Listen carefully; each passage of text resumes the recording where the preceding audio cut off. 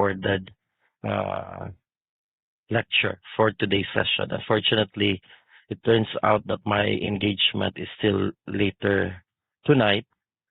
So, with your kind indulgence, we are meeting live, although virtual, but I will dismiss at about 8:30 so I can also proceed to my next appointment.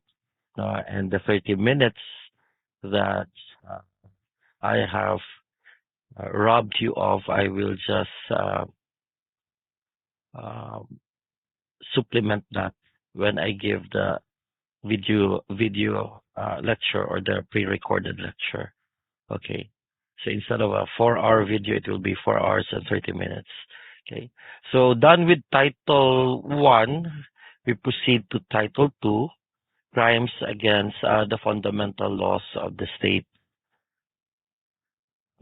Take note that the crimes under this title violate certain provisions of the Bill of Rights, such as Article 124, 125, and 126.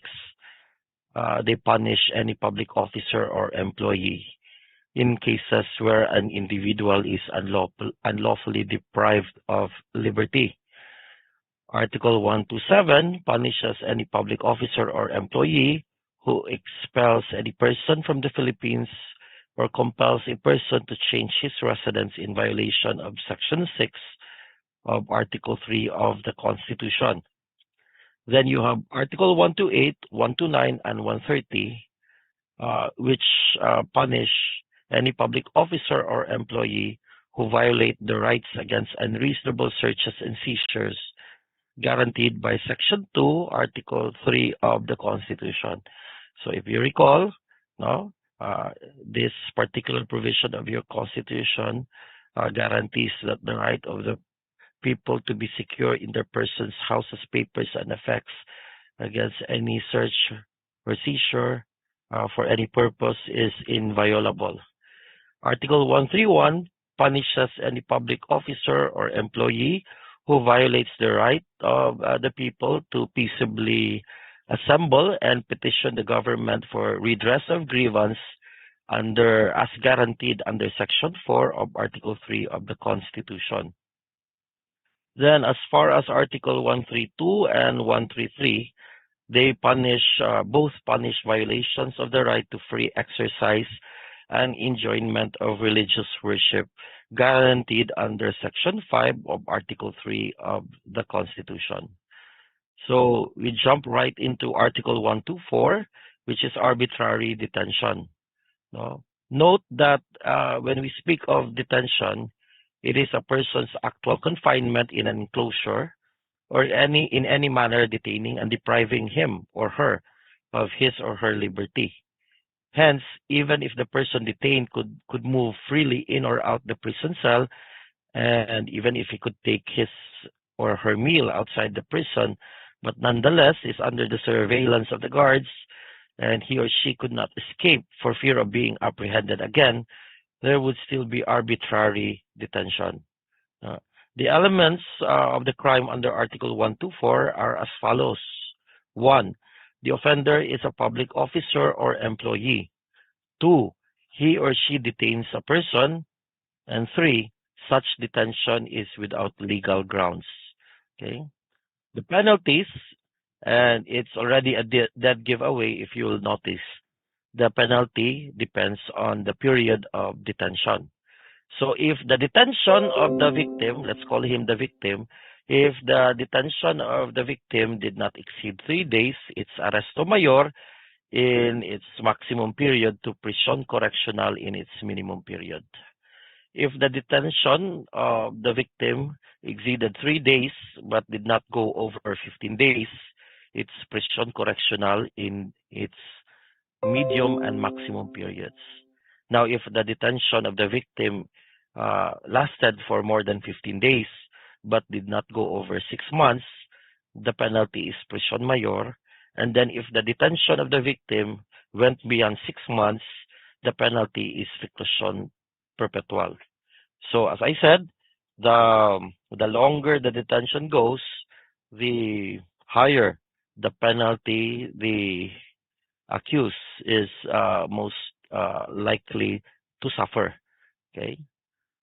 Note that the offender under Article 124 may include a policeman or other agents of the law, the mayor or the judge, the barangay captain or municipal councilor vested with authority to detain or order the detention of persons accused of a crime but actually detains without legal ground therefore. Okay? Mind you that for purposes of Article 124, the detention is perpetrated by any other, rather, if the detention is perpetrated by any other public officer or by a private individual, it is not arbitrary detention under Article 124, rather it is illegal detention under Article 267 or 268. In such cases where any other public officer not vested by law with authority to cause the detention of another is concerned, such public officers would be deemed to be acting in their private capacity. Okay? Now, in this jurisdiction, it has always been that to justify an arrest, a peace officer must have a warrant of arrest, WOA, no, properly issued by the court. Absent such a warrant, the arrest of a person by a public officer may constitute arbitrary detention. However, uh, a person is detained without legal ground when one, he has not committed a crime, or at least there is no reasonable ground for suspicion that he has committed a crime, or he is not suffering from violent insanity or any other ailment requiring compulsory confinement in a hospital. However, please remember that correlating this with the rules of court, no, under Section 5 of Rule 113, there are instances where, no, despite not having a warrant, no, the arrest of a person may be considered legal and valid. And this will include, no, when a crime has been committed, is actually being committed, or is about to be committed in the presence of the person effecting the arrest, or what we call as the in flagrante delicto rule, no, and also uh, arrest upon probable cause, no, that the person to be arrested has just committed a crime, no, and the person making the arrest, no, believes that the person is the one who committed it. And then, of course, no, you remember under Section 5, Rule 113, no, in the case of escaped prisoners, no, they may be arrested even without a warrant. And if you recall, based on what you've already learned in remedial law, particularly criminal procedure, all these three instances mentioned under Section 5 of Rule 113 are predicated upon expediency and necessity. No, picture the scenario that if we strictly adhere to the rule that to validly legally arrest a person, you would have to run to the judge to secure a warrant. Under these three exceptional cases, exigent circumstances necessitate that you have to right then and there make the arrest. Otherwise, the time that is consumed in trying to secure a warrant to effect a legal arrest uh, would make it an exercise in futility because by the time you return to the scene of the crime, the suspect has already long absconded. Okay. Now, we mentioned about a warrant being issued based on probable cause. Just a brief review.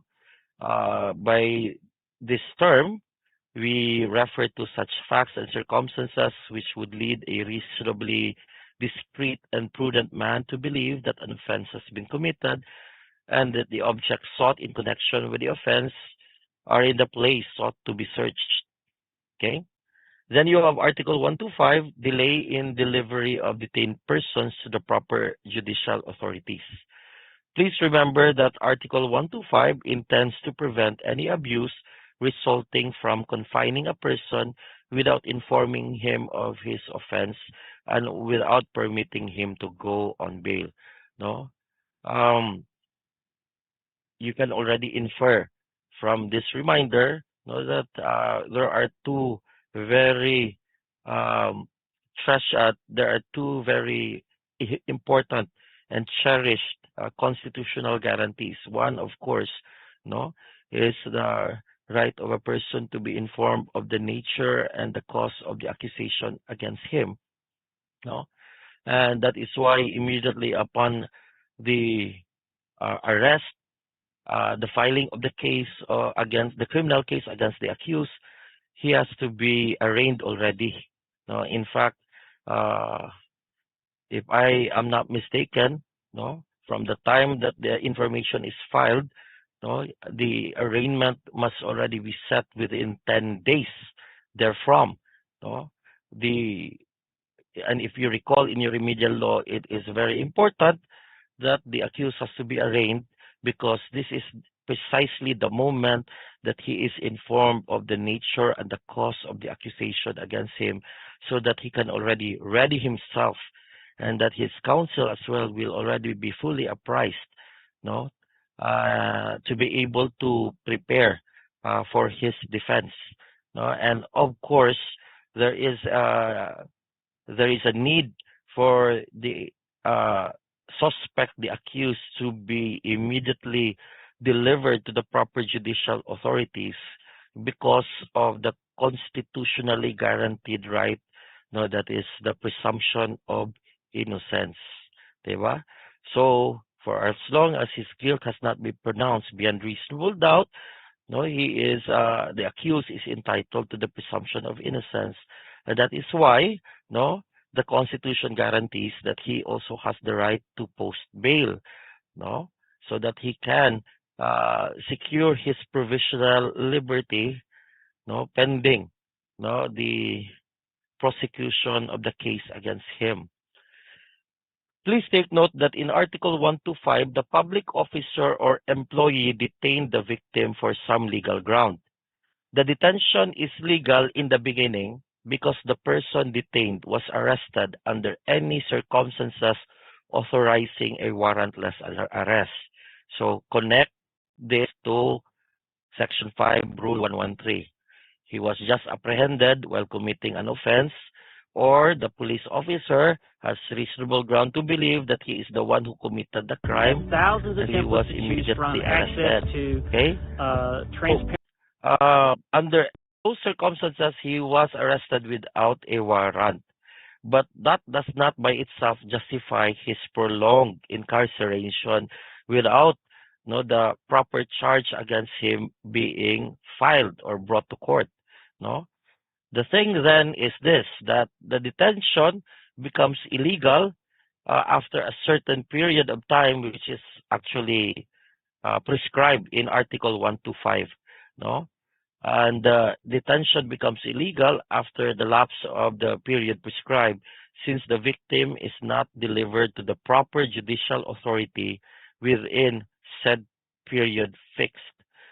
Now, if the detention is not based upon a legal ground, the crime is arbitrary detention under Article 124.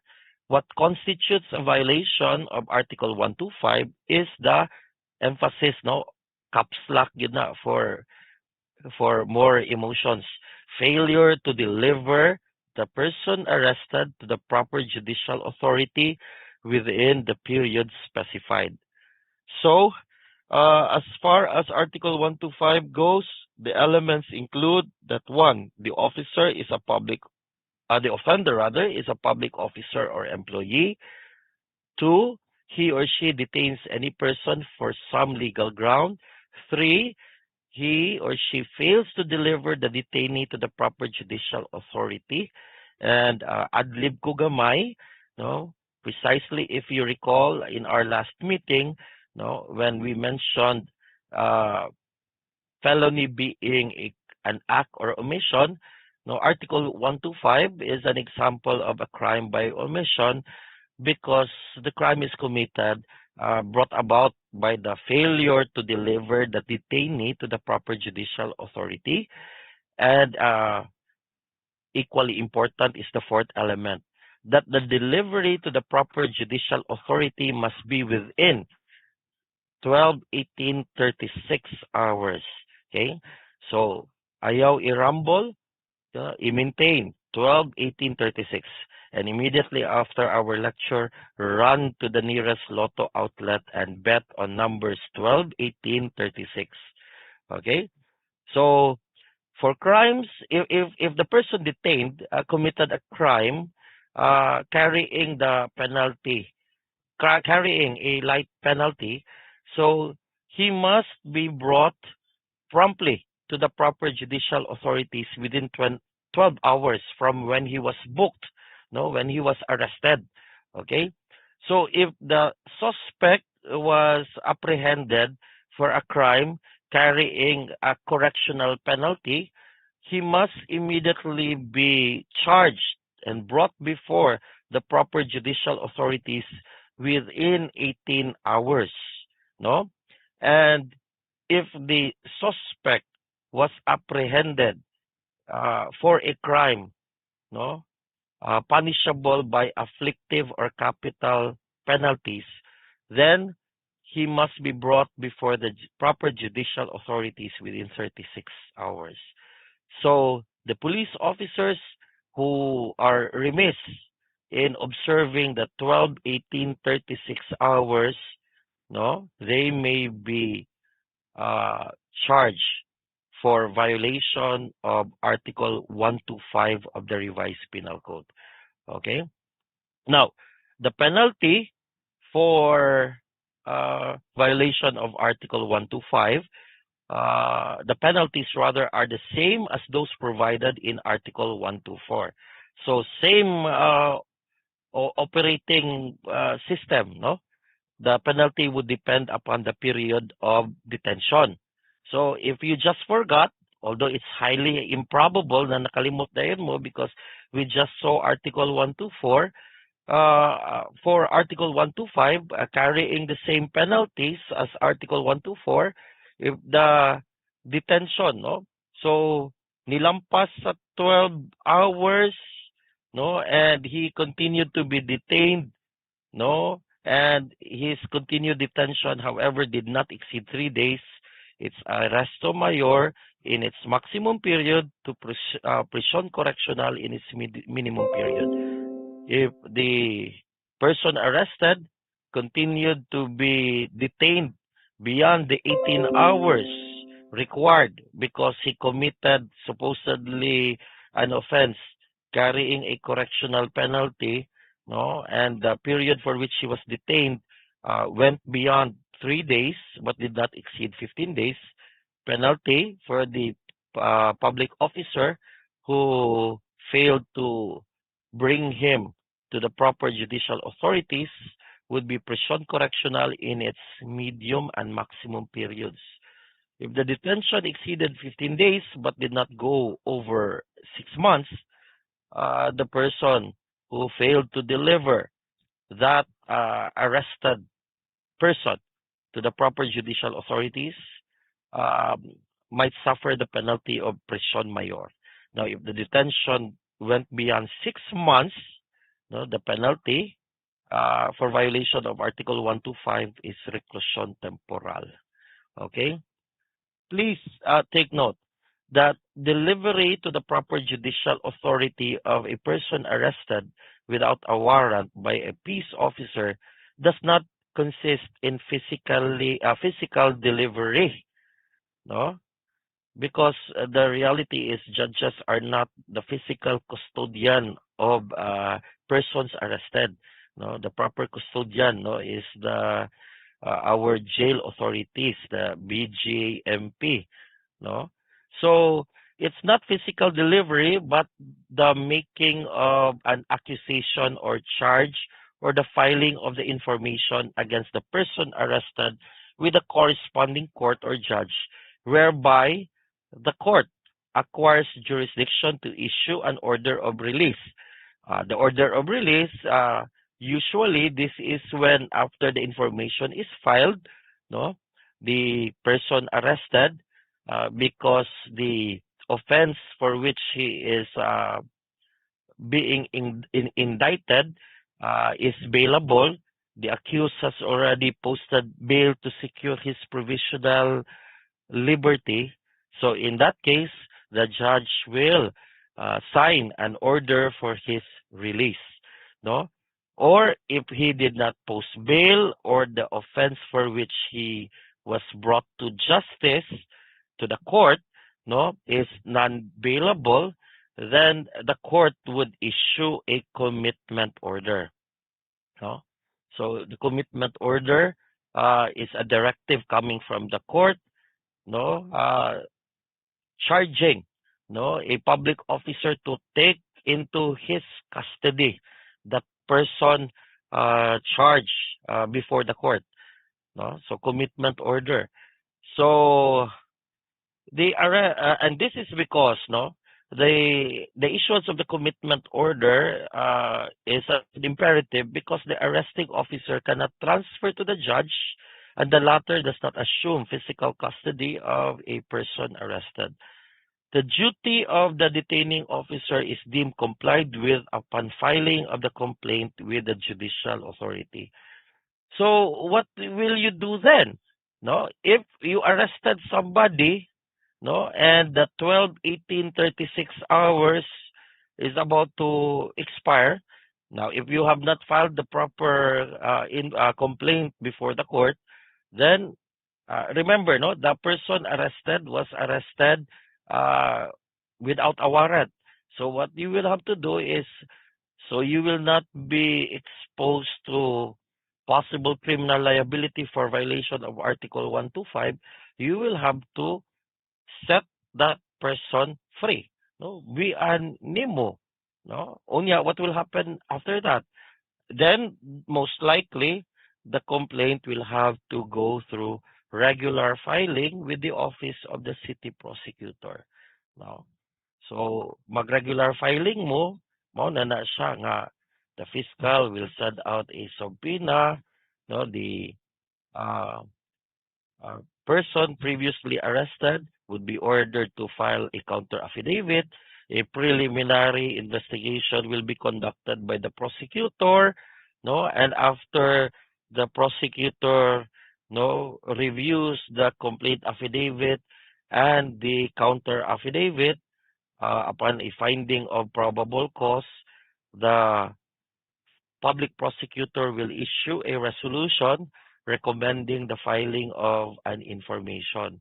No? And once the information is filed in court, the duty of the court, pursuant to your rules of court, would then be to review the documents that were submitted to the court, and upon being satisfied that indeed there is probable cause, no, um, against the accused, in that case, then the judge will issue a warrant of arrest. And the hunt for the accused will now start. No, if it's any consolation, at least for those who are not, no, uh, working in the judiciary, the beauty of our warrant system is now it's e-warrant.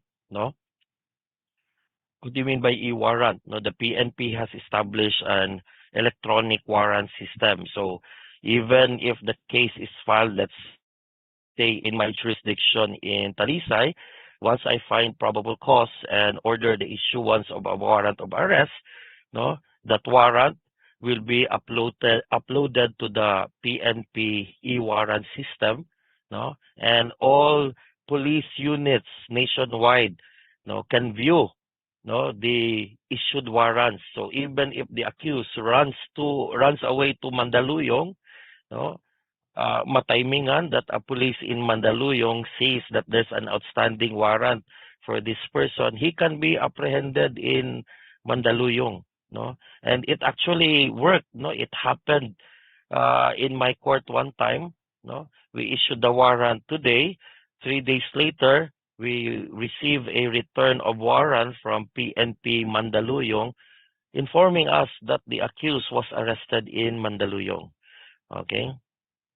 Pero I tell you, no, may unta to if he was arrested without a warrant, then nag-inquest ang fiscal, and then immediately the complaint was filed in court, no, because he's already in custody.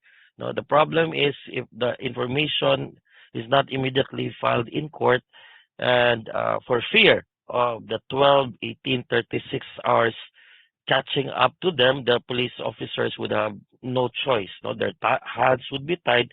They'd be forced to let go of the accused, of the suspect, and proceed to the regular filing of the complaint with the prosecutor's office. And as I crudely explained to you, the process, Manggod, is quite tedious. Mag-subpoena pa, mag-schedule pa og preliminary investigation, no? Apparently, the time it will take for the prosecutor to resolve the case, that might be enough time for the accused to run away already. So bye-bye na ang accused. No? And by the time the information is filed in court and the warrant is issued against the accused, we can only keep our fingers crossed and hope that somehow, by some stroke of luck, the police would be able to catch the suspect again. Okay? Now, under Article 125, reference is made to delivery to the proper judicial authorities. No, this term means the courts of justice or judges of said courts vested with judicial power to order the temporary detention or confinement of a person charged with having committed a public offense. That is the Supreme Court and such inferior courts as may be established by law. Scratch that. I don't like the term inferior. Abi palang insecure ta. Such lower courts as may be established by law. Okay?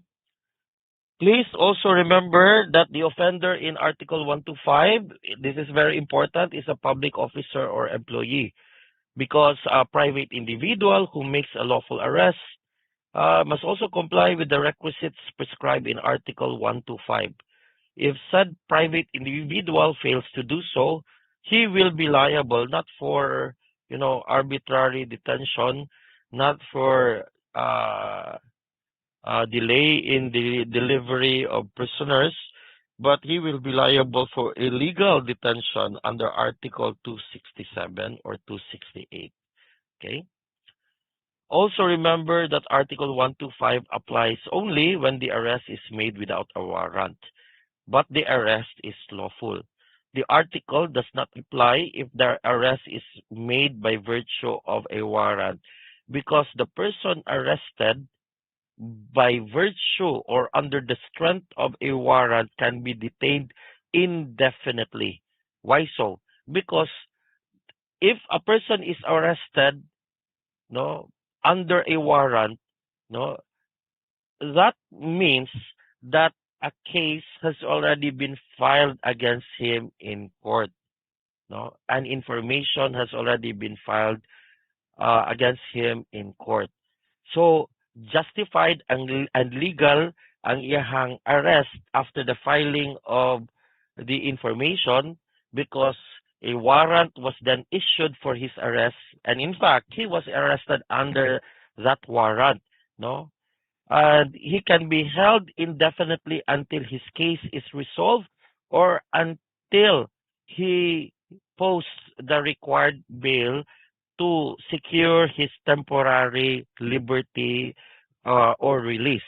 That is if the case filed against him is for a bailable offense. No? If the arrest is made with a warrant, there is already a complaint or information filed against him with the court that issued the order or warrant of arrest, and it is not necessary to deliver the person thus arrested to court. Okay? If a judge is not available and the maximum hours for detention provided under Article 125 has already expired, as I mentioned earlier, no choice. The arresting officer must release the detained person. Failure to cause the release may result in an offense under Article 125. If a person is arrested without a warrant, he can ask for a preliminary investigation, but must execute a waiver of the provisions of Article 125, meaning he will waive the periods 12, 18, and 36 in the presence of his counsel. Take note in Article 124, arbitrary detention. The detention is illegal from the very beginning.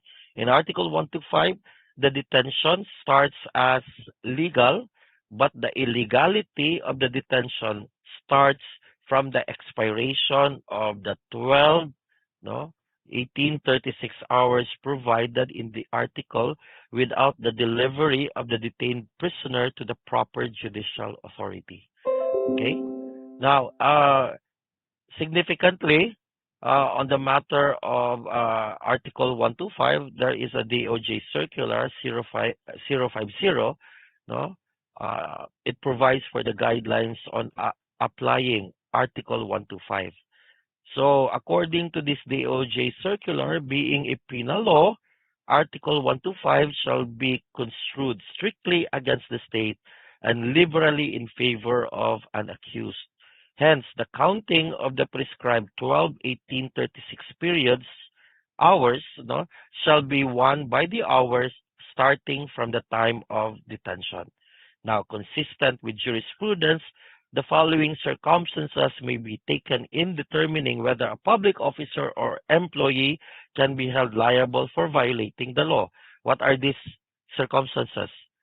First, observance of non-working holiday during which it becomes legally and physically impossible to properly file an information in court.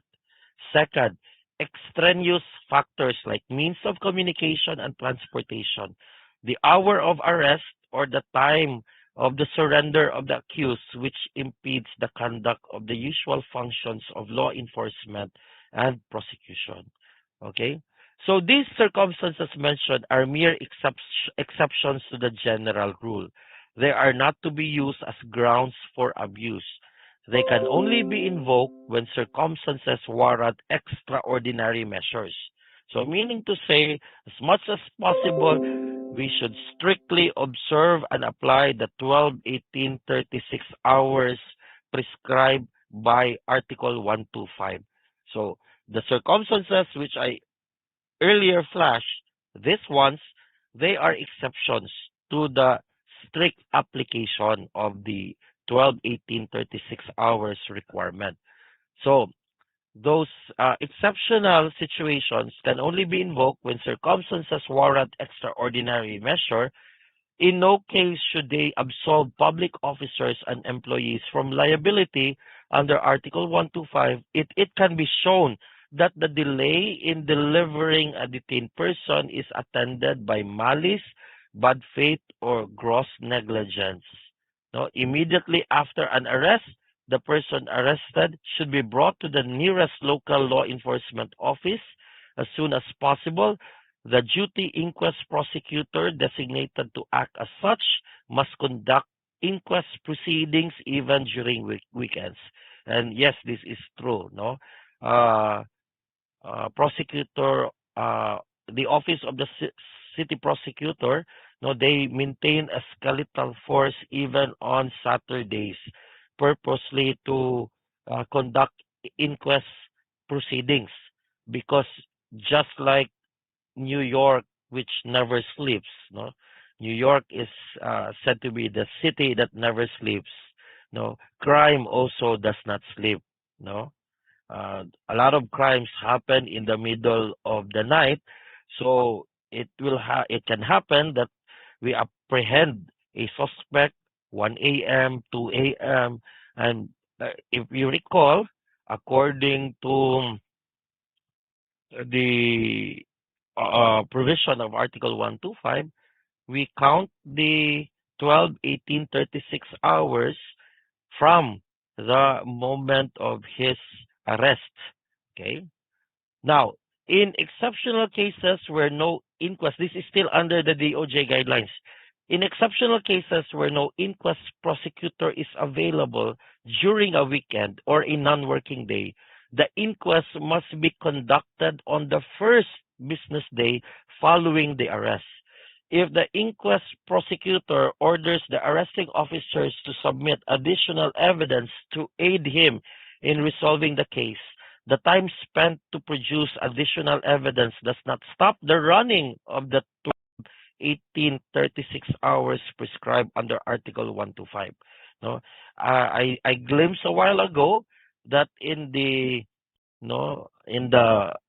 Zoom windows, there was actually a police officer here, and I think uh, our good police officer can attest to that. Sometimes they apprehend somebody, no, the clock is already running, no, they run to the prosecutor's office, but the public prosecutor will tell them, based on this evidence lang na inyong gisubmit sa MUA, no, not sufficient to establish probable cause. You go back to your office, find more evidence. So they take back the accused with them, and I think Sir will agree. The clock, meaning the 12, 18, 36 hours, no, the running of those periods, 12, 18, 36 hours, does not stop. No? So if they are still trying to gather more evidence and the 12, 18, 36 hours is about to expire already, no, maabtan gani sila sa uh, strike of the clock, no? Tong 12, 18, 36. They have no choice. They have to let go of the accused. Regular filing na ang complaint. Okay? Otherwise, they will be the ones potentially facing criminal liability for violation of Article 125. Okay? So please take note that the 12, 18, 36 hours rule in Article 125 are subject to the following provisions of special laws or rules. So under Section 7 of Rule 112 of the Rules of Court, a person arrested who elects to undergo a preliminary investigation, person is arrested without a warrant. So he insists that a preliminary investigation should be conducted, no, for the purpose of finding probable cause. If he insists on a preliminary investigation, then he must waive in writing, no, the provisions of Article 125 relating to the 12, 18, 36 hours, no, and this must be done in the presence of counsel. Okay. Second, the period is, but I don't want to discuss this because I'm going to show you something else. No, letter B talks about the Human Security Act. Okay, and I know that many of you also know, like I know, that there is something new. Okay, but before I talk about that something new in relation to the Human Security Act, no, of 2007, in the case of minor offenders, no, I think I mentioned this already last time also in passing, no, under RA 9344 or the Juvenile Justice Law, the period is 8 hours. So from the time that the CICL, the minor, is taken into custody, no, the period is 8 hours, and instead of being charged in court, the arrested CICL shall be turned over to the local SWDO, the Social Welfare and Development Officer, no, for initial determination of the presence or absence of discernment. Okay, because if you are familiar with the RA 9344, di ba? If the minor offender is 15 years below, no criminal liability. Okay? Probably the child will just be referred to counseling, no? No criminal liability, basta 15 below. Cut off is 15, ha? If the minor offender is more than 15, that is why me personally, being a family court judge, I'm very particular when we have cases involving CICL. And usually, mausad ni ang sipiat sa mga fiscal. When they file the information, they write, the accused who is 15 years old. Ayaw na ninyo butang exact 15. Kaya kung ibutang ninyo 15, then there's no reason for this case to be filed in court because, no, 15 pababa, no criminal liability. Kinanglan ibutang yun na ninyo on the dot, 15 years old and 1 day, 15 years old and 2 months. Oh, kay anything above 15 kana possibly pwede na to i-indict, no? But then again, uh, you also know that under the juvenile justice law, 15 years old, above 15 but below 18, wa magyapon na siya criminal liability unless that minor acted with discernment, diba? So, conversely stated, a minor who is 15 years, more than 15, so 15 and 1 day, but below 18, acting with discernment is criminally liable. Diba? And that is why under the juvenile justice law, the moment the minor offender between the ages of more than 15, below 18 is taken into custody, the next 8 hours are very crucial because that minor should be brought to the local social development officer for determination of discernment. Kay if the CSWD, sa mo adiri CSWD man na, kay city man. Ang uban MSWD, kay Municipal Social Welfare Office. So in the city of the Talisay, it's CSWDO. The social worker, the social welfare officer, will then make a study if the child, and I'm not the social welfare officer, but I do know that they have questionnaires, no, na sila yung mga paanseran sa bata. They have a matrix for that, no, and based on the responses given by the minor, no, based on the interview conducted, then they will already come up with the uh, social welfare report saying that he did act with discernment, and after that the social welfare office will also issue a certificate of acting with discernment, no, because he if the minor offender acted with discernment, then he is criminally liable, and so the case against him will be filed in court. Nga makita na dito sa judge, sa family court judge, based on the record na, oy, acting with discernment din siya. Okay? So also, the investigating prosecutor must, within the 8 hours upon receipt of the social development officer's report, immediately resolve and issue the corresponding resolution, either for filing of the complaint or the information in court, or immediately releasing the CICL. Release of the CICL if not acting with discernment, uh, filing of the information in court if no the social welfare officer no reported and determined that the CICL acted with discernment. Okay.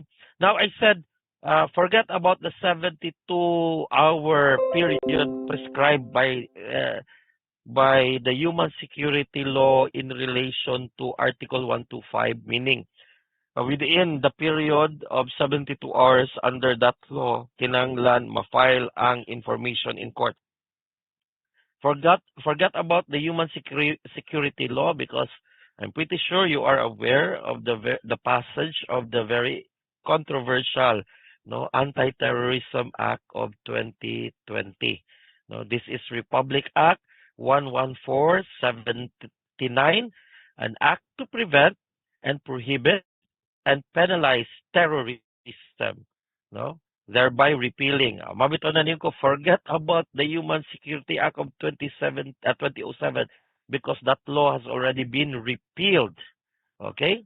So, there you have it already, no? Klaro kayo na in bold, in red letters. Okay? It's not 12, it's not 18, it's not 36 hours. The period prescribed is 14 days. Okay? Ngano taas man?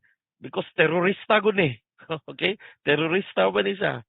So, probably Congress determined that this justifies a longer detention. Okay? So, read the provisions, and if you don't believe me, at least ako lang gi-cite, no? It's Section 29 of RA 11479, or the Anti-Terrorism Law of 2020. So it says there, notwithstanding the provisions of Article 125, because under Article 125, it's 12, 18, 36. Any LEA law enforcement agent.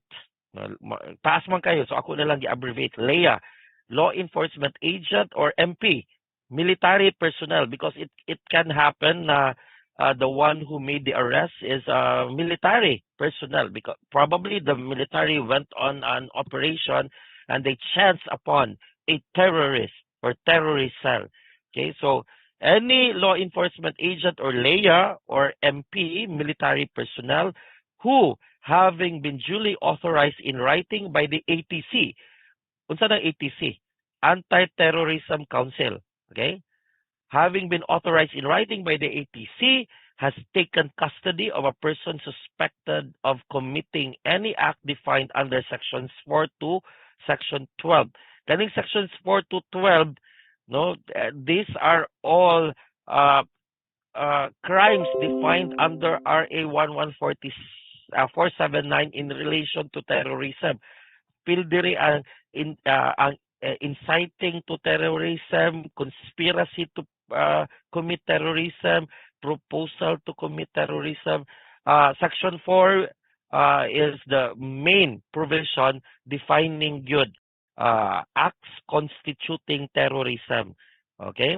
So, going back to the slide, so Leia or MP took custody of a person suspected of violating sections 4 to 12, no? And this Leia or MP, without incurring criminal liability for delay in delivery of detained persons to the proper judicial authorities, is mandated under RA 11479 to deliver said suspected persons to court within the period of 14 days. It's not 12, it's not 18, it's not 36, it's 14 days from the moment the suspected person has been apprehended or arrested, detained, and taken into custody by the law enforcement agent or the military personnel. So mind you ha, basig mo gawas niya sa bar, sa criminal law, if the person arrested is a suspected terrorist, no, he cannot insist, charge me within 12 hours, charge me within 18 hours, or set me free. 36 hours, please release me, let me go. Dili. It's 14 days from the moment he has been apprehended or arrested, detained, and taken into custody. Okay? Unya, ang nakanindot pag yun the good thing about this uh, anti-terrorism law, if it's at all good, no? The good thing about this is, kani pag yung 14 days nga period of detention may be extended to a maximum period of 10 calendar days. And uh, I put down in this slide, no, the circumstances that will justify the extension. So, posible pa day mo abot pa 24 days detention. Okay? So, what would justify an extension of 10 days? No? One, that the further detention of the person or persons suspected of violating sections 4 to 12 is necessary to preserve evidence related to terrorism and complete the investigation. Two, the further detention of the suspect is necessary to prevent the commission of another terrorism. And three, the investigation is being conducted properly and without delay. Okay? That is the provision under the anti-terrorism law. Okay? Now, in relation to the continued detention of this suspected terrorist, no, there is the requirement still under the same section, no, section 29, that immediately after he has been taken into custody, no, the law enforcement agent or the military personnel shall notify in writing the judge of the court nearest the place where he was arrested. What will the notification include? Okay, the person who made the arrest, the public officer who made the arrest, must inform the court in writing of the time, the date, and the manner of arrest, the location or locations of the person detained, and the physical and mental conditions of the detained suspects. I don't know if you can appreciate this requirement, no? Pero to my mind, this is somewhat a safeguard or check and balance that the person suspected of terrorism will not also be subject to abuse, no? Uh, Tell the court, who did you arrest? Where was he arrested? No? And how is he now? Bunog or physically fit? Okay, so, and the Leia or the military personnel who made the arrest required to notify the court nearest the place where the suspected terrorist was apprehended will is also required to furnish the Anti-Terrorism Council and no the vanguard of human rights, the Commission on Human Rights of the notice, that same notice that was filed with the court. Okay, so this is probably to keep the Leia and MP on their toes that they will not think about abuse, no? Because watch out, no? Commission on Human Rights have been notified already that you are holding a suspected terrorist. And by the way, in relation to Section 29, there is Section 30, which mentions that when a person suspected of terrorism has been arrested, aside from informing him of the constitutional rights to remain silent, to independent counsel of his own choice, that these rights can be um, but waiver must also be in writing in the presence of counsel. The thing is, if the suspected terrorist cannot afford his own lawyer, it is the duty of the Leia or the MP to contact no the Free Legal Assistance Unit of the Integrated Bar of the Philippines or the Public Attorney's Office. No, that we have here a suspected terrorist and he cannot afford his own counsel, so that under also the same law it mandates that the Free Legal Assistance Unit of the IBP or the PAO will promptly get in touch with that detained person. Okay, so this is clearly to protect also the rights of the suspect. And under Section 30, it also mentions that uh, there is unrestricted access granted to the IBP and the PAO, if it is the PAO that is contacted, to confer with the uh, person arrested.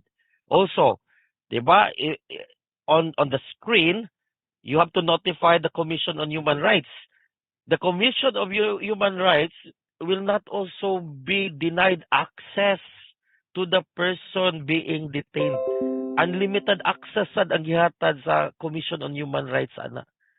Okay, these probably are all safeguards lang because if you notice, the period of detention is quite long. In fact, longer than Article 125. No, so to recap, it's 14 days, extendable maximum 10 days.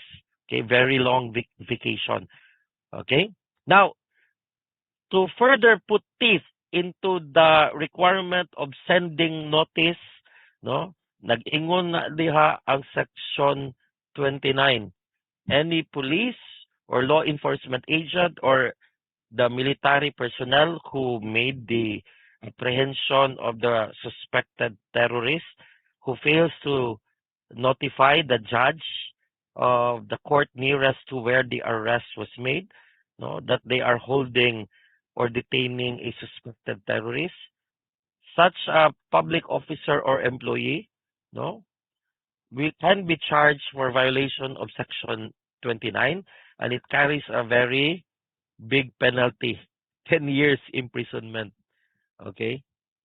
So, so then, under Section 31, no, uh, you can detain for 14 days. That can extend to 10 days. Meaning, ordinarily, no, uh, before the 14-day period expires, the proper charge should have already been filed in court. No, if an extension is justified, no, 24 days, no, not beyond that, you should file the case against the suspected terrorists. Now, nag-ingon sa Section 31, violation of the right of the person arrested, no, the suspected terrorist, provided in Section 29, no, that he can only be held for 14 days or at the most 24 days, no, and Section 30, katong rights of the detainee, any of those rights violated would warrant, no, liability on the part of the LEA or the MP. No? So under Section 31, the penalty is 10 years imprisonment. Okay? So I hope that's clear. Now, we've been mentioning suspected terrorists. So probably it's not yet clear to some of you. No? Probably wa pa mo ka view sa anti-terrorism law. So I just am flashing, no, the gist, no, based on my reading of the anti-terrorism law. So who is a terrorist? Section 4, RA 11479. So any person who within or outside the Philippines, no. Much as I would want to discuss more about this anti-terrorism law, ang gist lang ato ha. So I charge you with, reading up on this new law because it's a relevant law, and who knows, it might be asked. I just want to make a general comment before I continue with this slide.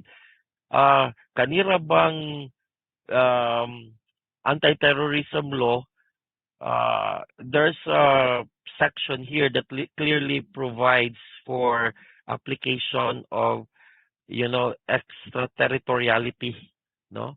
So, yesterday we discussed, no, na one of the principles we observe in relation to our criminal laws is territoriality. But when it comes to terrorism, no, it's extraterritoriality. So even if the terrorist act is committed outside of Philippine jurisdiction, Philippine courts can assume jurisdiction. Okay. So what are the acts of terrorism? So you can see it on the slide. Engages in acts intended to cause death or serious bodily injury to any person or endangers a person's life, engages in acts intended to cause extensive damage or destruction to a government or public facility, public place, or even a private place, engages in acts intended to cause extensive interference with or damage or destruction to critical infrastructure, develops rather, manufactures, possesses, acquires, transports, supplies, or uses weapons, explosives, or biological, nuclear, radiological, or chemical weapons. And finally, the act of releasing dangerous substances or causing fire, flood, or explosion when any of these acts A, B, C, D, or A, B, C, D, or E, sorry, is by its nature and context for the purpose of intimidating the general public or a segment thereof, creating an atmosphere or spread the message of fear to provoke or influence by intimidation the government or any international organization, or to seriously destabilize or destroy the fundamental political, economic, or social structures of the country, or create a public emergency or seriously undermine public safety. No?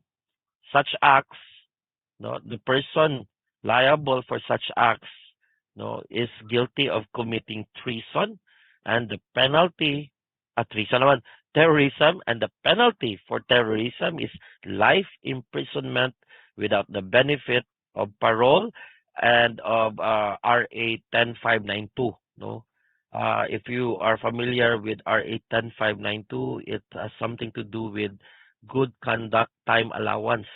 No, the period of detention, no, can be deducted from the final from the uh, sentence that may be imposed upon the uh, accused upon his conviction. Okay, so that's that. Then we have Article 126, which is delaying release. So the offender here is any public officer or employee. He or she delays performing any judicial or executive order for the release of a person, of a prisoner or detention prisoner, or unduly delays serving notice of such order to said prisoner, or unduly delays proceedings upon any petition re, for the liberation of such persons. No? So kani siyang petition for liberation. No, best example would be a petition for habeas corpus, no, that was filed, no, questioning the legality of the continued detention of a person. Okay. Now, Article 126 requires further that the delay is for the period specified in Article 124. So again, 12, 18, 36 hours. Okay? The penalty is the same as those provided for in Article 126, meaning again, it will depend upon the number of days, no, that the delay continued. Okay? Beyond that 12, 18, 36 hours. So, 12 hours, within 12 hours from the issuance of an order of release, the detained prisoner should have already been released.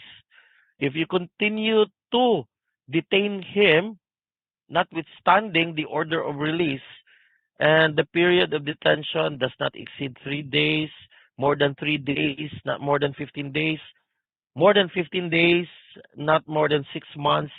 The detention exceeds 6 months, in which case, no, the most severe penalty, reclusion temporal. Okay? So take note that the offender in Article 126 is a public officer or employee. Most likely candidates to incur liability under Article 126 are jail wardens and peace officers who are temporarily charged with the custody of prisoners. There is a judicial or executive order for the release of such prisoner, or there is a proceeding upon a petition for such prisoner's liberation. So, di ba, in habeas corpus petitions, the court will issue a writ of habeas corpus. The person detaining another is directed to appear before the court, habea, habeas corpus, to have the body. So the person detaining another is commanded to produce the body of the person being detained and to explain to the court why he is being detained. No? And if the court is not satisfied with the explanation, release that person. Okay? So the offender without good cause delays either. So the violation in Article 126, to recap, is any of the three. Delay in one, service of notice of such order to release the prisoner. Two, um, delay in the performance of such order of release, or delay the proceedings upon a petition for the release of the prisoner being detained. Article 127 is the crime of expulsion. Okay, here the offender is any public officer or employee. He or she expels any person from the Philippines or he or she compels such person to change residence.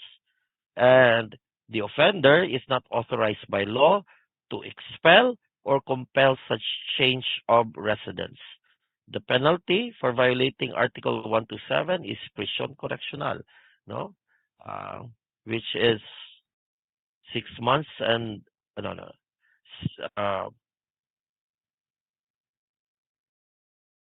one, prison correctional, 6 months and 1 day to 6 years imprisonment. Okay? So always remember, in relation to Article 127, only courts by final judgment can order a person to change his residence, such as in the case of ejectment or expropriation cases, or like in a criminal case for death under exceptional circumstances, di ba? Where the penalty imposed is dischero, no? So dischero means that within a certain radius of limits ang usa ka tao, no? A person is off limits. So if it so happens that your residence is located within or inside the range of the dischero, then you would definitely have to vacate and move out. Otherwise, you'd be considered as violating the dischero. Okay? Article 128 is violation of domicile. So in Article 128, the offender is any public officer or employee.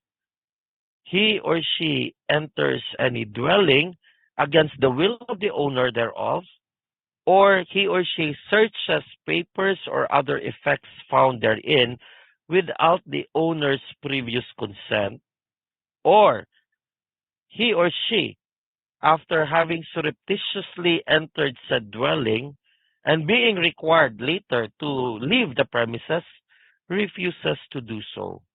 No? And the offender is not authorized by judicial authority. No? Kaning judicial order. This judicial order, to my mind, this clearly is referencing a search warrant. No? Why? Because in this jurisdiction, no, one of our most cherished constitutional rights is our privacy. No? And to that end, a person, no, has a right to be secure in his space, in his person, papers and effects against unreasonable searches. That is guaranteed in Section 2 of Article 3. The only justifiable and lawful intrusion into that privacy of your person, houses, papers, and effects is based on a search warrant issued by a judge. Diba? So, unless you have a search warrant, no, that means uh, going inside the house of another, searching the house of another person. Probably you were allowed entry because you tricked the owner of the house. You said that you are surveyor from the Population Commission. Oh, I'm from Popcom. Can I conduct an interview with you? How many children do you have in the house? Pagsudayin dito, you started searching. So, surreptitiously entered. Now, the homeowner said, yung ka, taga-Popcom ka, di ba, can you please out, go out, please. And notwithstanding the fact that you've been ordered to go out, you refuse to do so. Okay? Violation of domicile. Okay? So the penalty for violation of domicile is prison correctional in its minimum period. However, the penalty is higher, prison correctional in its medium and maximum period if the offense is committed in the nighttime. No, why? Why higher if it's in the nighttime? Because nighttime, no, people are supposed to be resting. You should especially, no,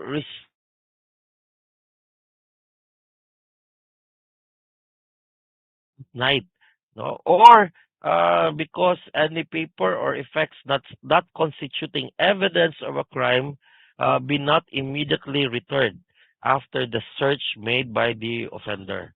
Okay, penalty would be higher. So to review, under this article, there are three ways of committing the offense.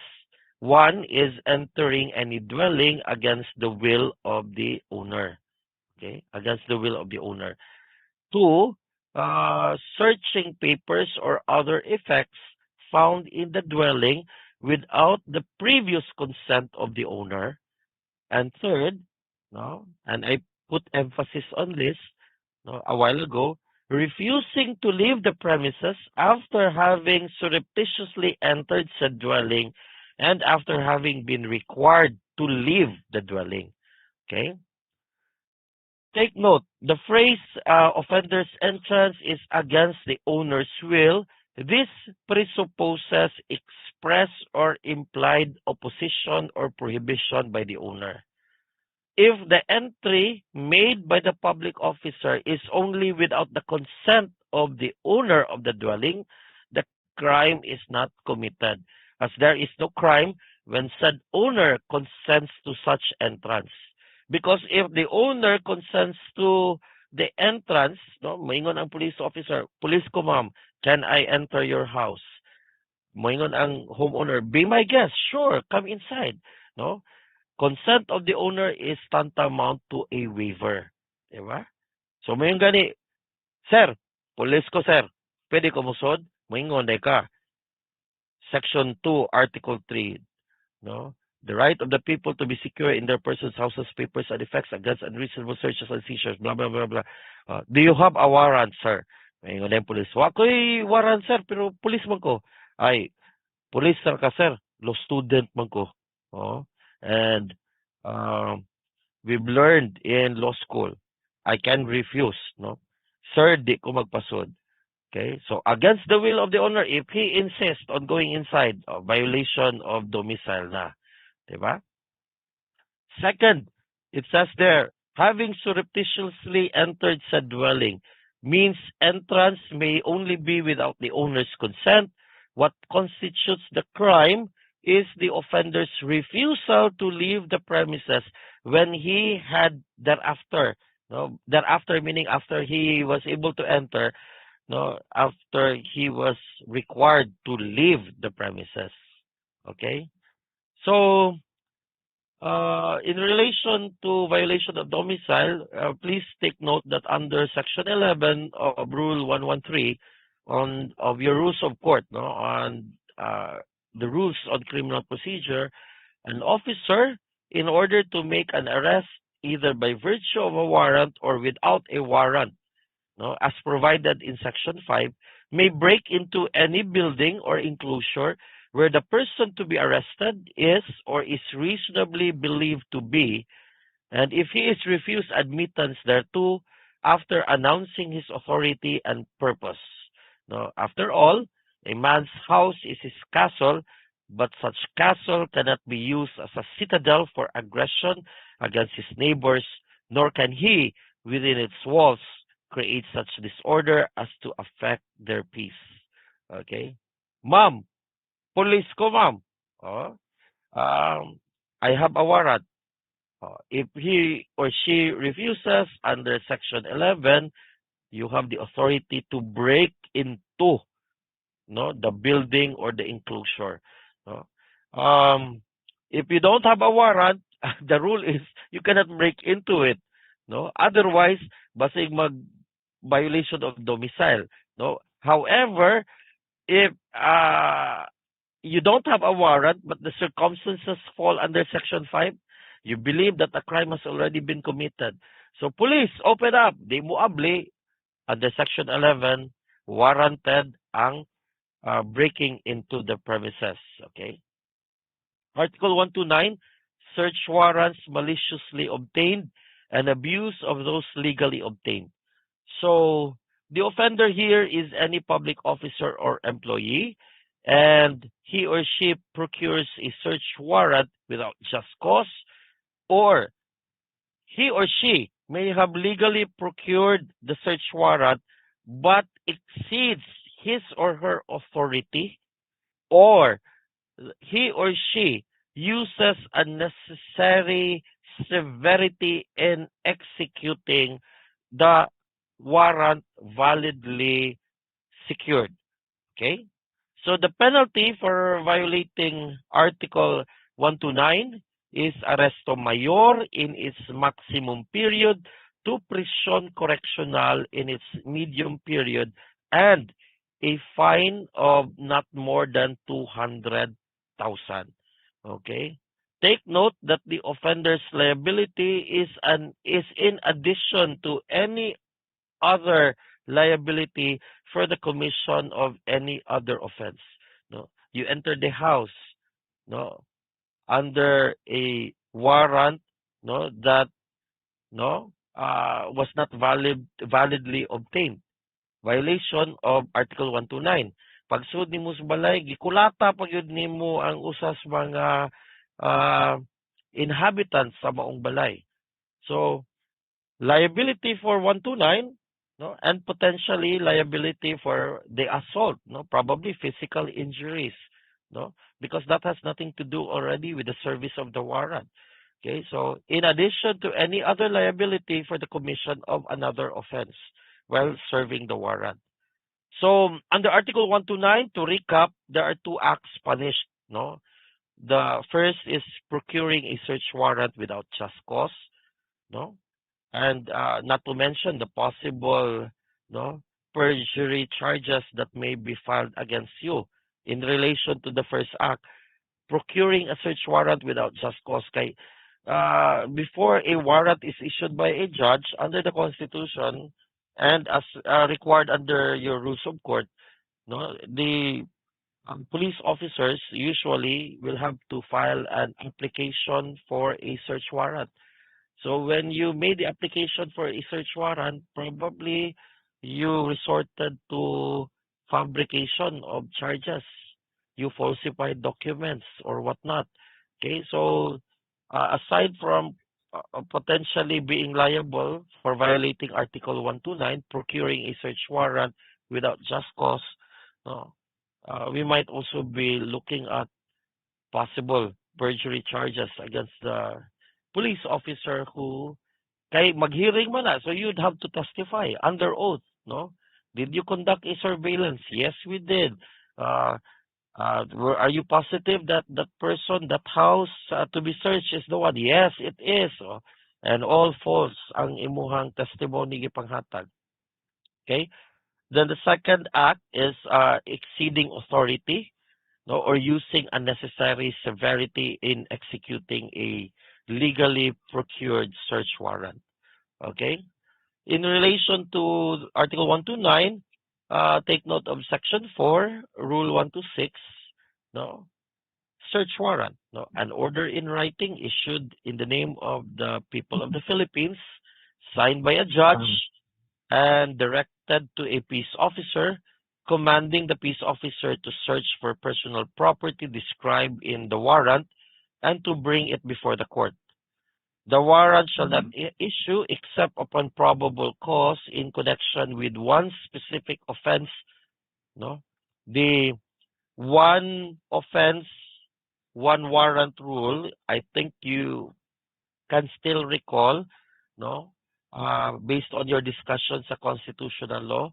This is to ensure that the search warrant does not become a fishing expedition. No, so the warrant must specify, the application for the warrant must specify, no, the offense for which you are asking for a search to be authorized. Okay? And it is to be issued by a judge after examination under oath affirmation. That's why I said if you make false testimonies, no, you are potentially facing additional criminal liability if it turns out that there is no just cause for the warrant that you applied and that was issued by the court. Okay, and then there is a particularity of description of the place to be searched and the things to be seized. No, anywhere in the Philippines. Again, particularity of description, no, This is to avoid fishing expeditions on the part of police officers. Okay? The property to be searched or seized under a search warrant could either be one, the subject of an offense, or two, stolen or embezzled property and other proceeds or fruits of the crime, or three, property used or intended to be used as a means to commit an offense or a crime. Okay. Now, under Section 5 of Rule 126 on of your rules on criminal procedure, the complainant's examination requires that before issuing the warrant, the judge must personally examine in the form of searching questions and answers in writing and under oath the complainant and the witnesses he may produce on the facts personally known to the complainant and the witnesses, and attach to the record their sworn statement together with any affidavits submitted by them. No?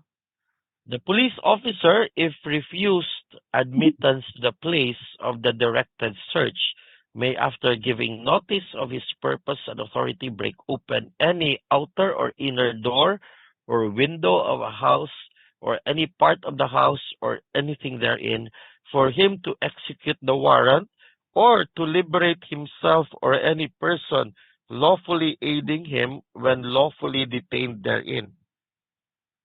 Probably when you arrive with the warrant, you were allowed inside, but then when you were inside, the people inside were now trying to prevent you from exiting, and that is why, no, under the rules of court, no, you would be authorized to break open any outer or inner door to liberate yourself or any person aiding you when you have been lawfully detained therein.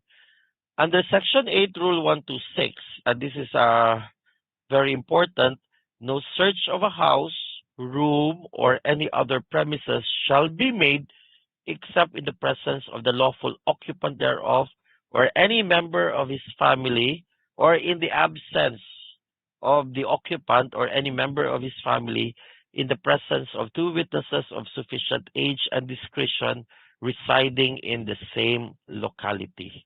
Okay?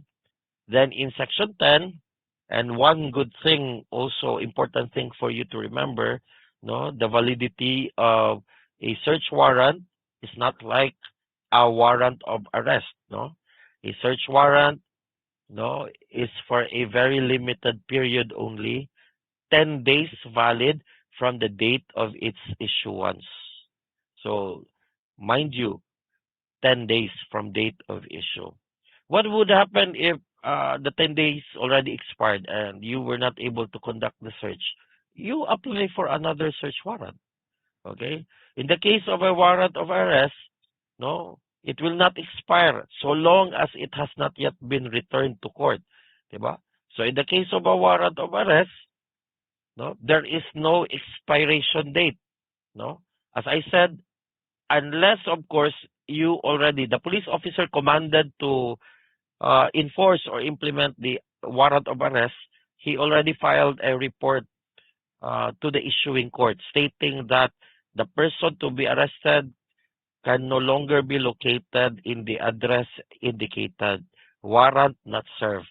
So if the warrant has already been returned to court, there's no more warrant. What you would have to do is, ask for the issuance of an alias warrant of arrest. Okay? Now, take note, the officer seizing property under the search warrant must give a detailed receipt for the same to the lawful occupant of the premises in whose presence the search and seizure was made, or in his absence must be in the presence of at least two witnesses of sufficient age and discretion residing in the same locality, leaving the receipt in the place in which he found the seized premises. Okay? Caning receipt issued by the police officers implementing the warrant, this is also one way to check possible abuse. Because if you recall, the search warrant particularly describes the place to be searched, and the things to be seized. So, logically, it means if the thing seized, the thing found in the place where the search was committed is not among those listed in the warrant, then there's no reason why you have to seize that also. Unless, of course, no plain view doctrine and the thing is just on the table and it's also a contraband, no?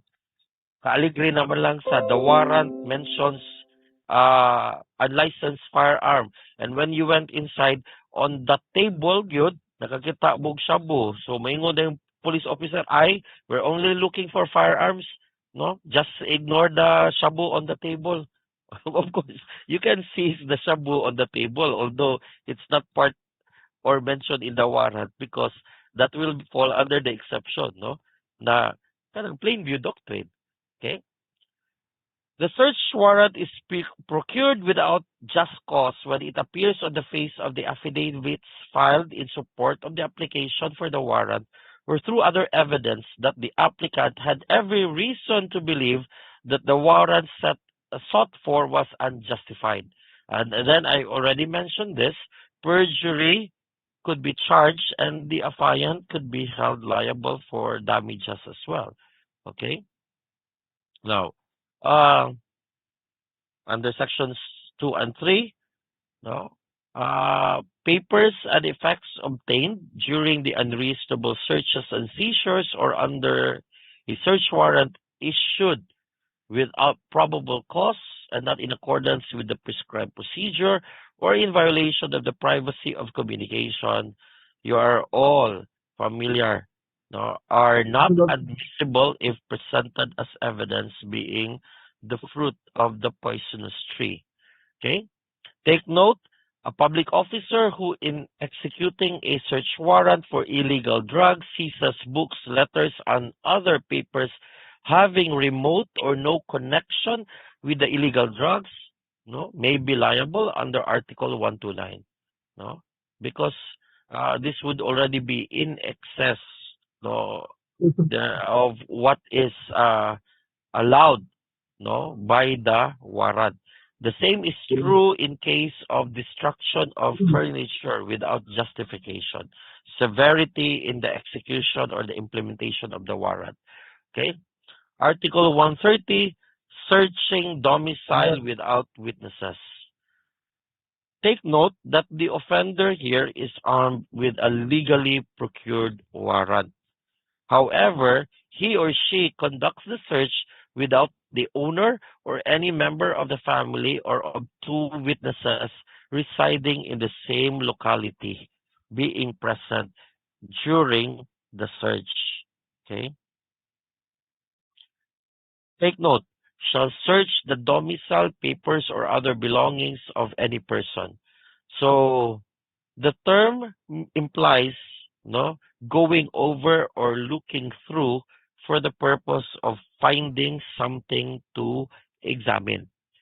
So this article requires that the offender is any public officer or employee, that he or she searches the domicile, papers, or other belongings of another person, and that the search is made in case where a search is proper, only that the search is made absent the person or any member of his family, or in their default without two witnesses residing in the same locality being present at the time of the search. So the public officer or employee who violates this article may be punished with arresto mayor in its medium and maximum periods. Okay? You have Article 131, prohibition, interruption, and dissolution of peaceful meetings. So I have to say again, no, it's a constitutionally guaranteed right, no? The right of the people to peaceably assemble to petition the government for redress of grievances. So under this article, the offender is a public officer or employee, and the acts constituting the offense would include that he or she, one, prohibits or interrupts the holding of a peaceful meeting, or that he or she dissolves the peaceful meeting, or third act, he or she hinders any person from joining any lawful association. Fourth, that he or she hinders any person from attending any of its meetings. It's here has reference to the association that the person joined, no? And then finally, that the offender prohibits or hinders a person from addressing either alone or together with others any petition to the authorities for correction of abuses or redress of grievance. And that finally, that the offender has no legal ground to do any of the acts mentioned in the second element. So the public officer or employee who violates Article 131 may suffer the penalty of prison correctional in its minimum period. Okay? So to recap, uh, when we looked at the elements, there were various acts constituting the crime under the article. So what are these acts? PDHHP, prohibiting, dissolving, hindering, prohibiting, or hindering yapon. Okay? So you can probably just take a screenshot if you like. So these are the acts that are that constitute the offense. Okay? Take note that the offender is a public officer or employee, because if the offender is a private individual, the crime is disturbance of public order under Article 153. Okay? Article 153. Also remember, the offender must be a stranger, not a participant in the peaceful meeting. Otherwise, the liability of the public officer or employee who is also a participant in that same meeting which he disrupted, no, which he dissolved, may be for unjust vexation under Article 287. Okay. Mind you, the right to peaceably assemble is not an absolute right, and it may be regulated. The exercise of the right is not absolute and may be regulated so as not to injure the rights of the community or society. The power to regulate the exercise of such constitutional rights is termed the sovereign police power, that is the power to prescribe regulations to promote the health, morals, peace, education, good order or safety, and the general welfare of the people. Okay. Article 132, interruption of religious worship. No.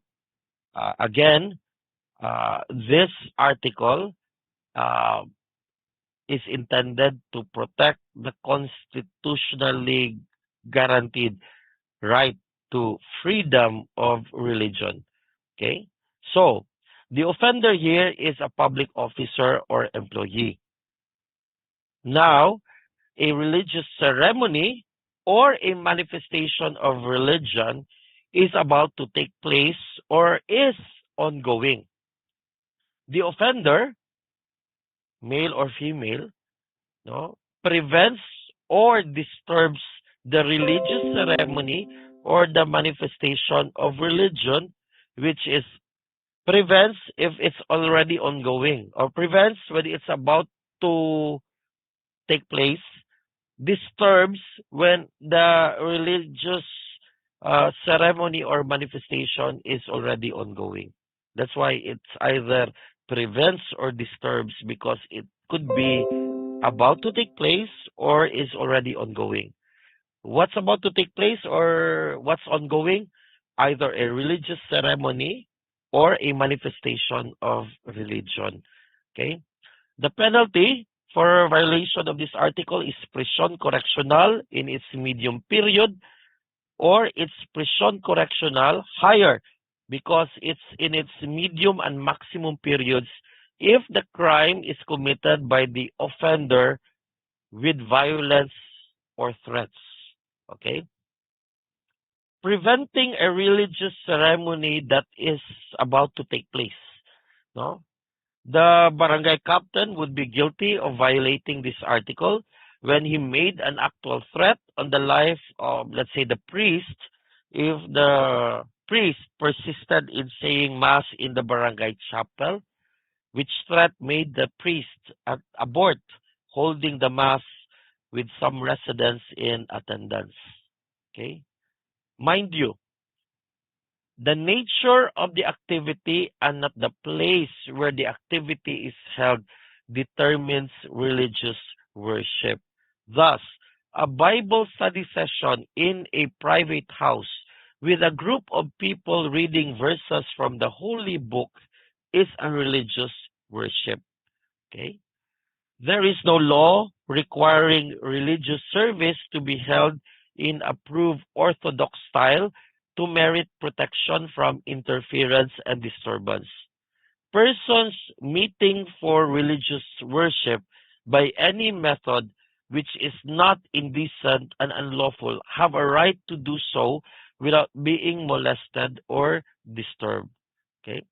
Article 133, offending the religious feelings. So the offender, again, what is protected is the freedom of religion. Okay? So here, the offender is any person. He or she performs acts notoriously offensive to the feelings of the faithful. So by any person, public officer or employee, or even a private individual can commit this offense. Okay?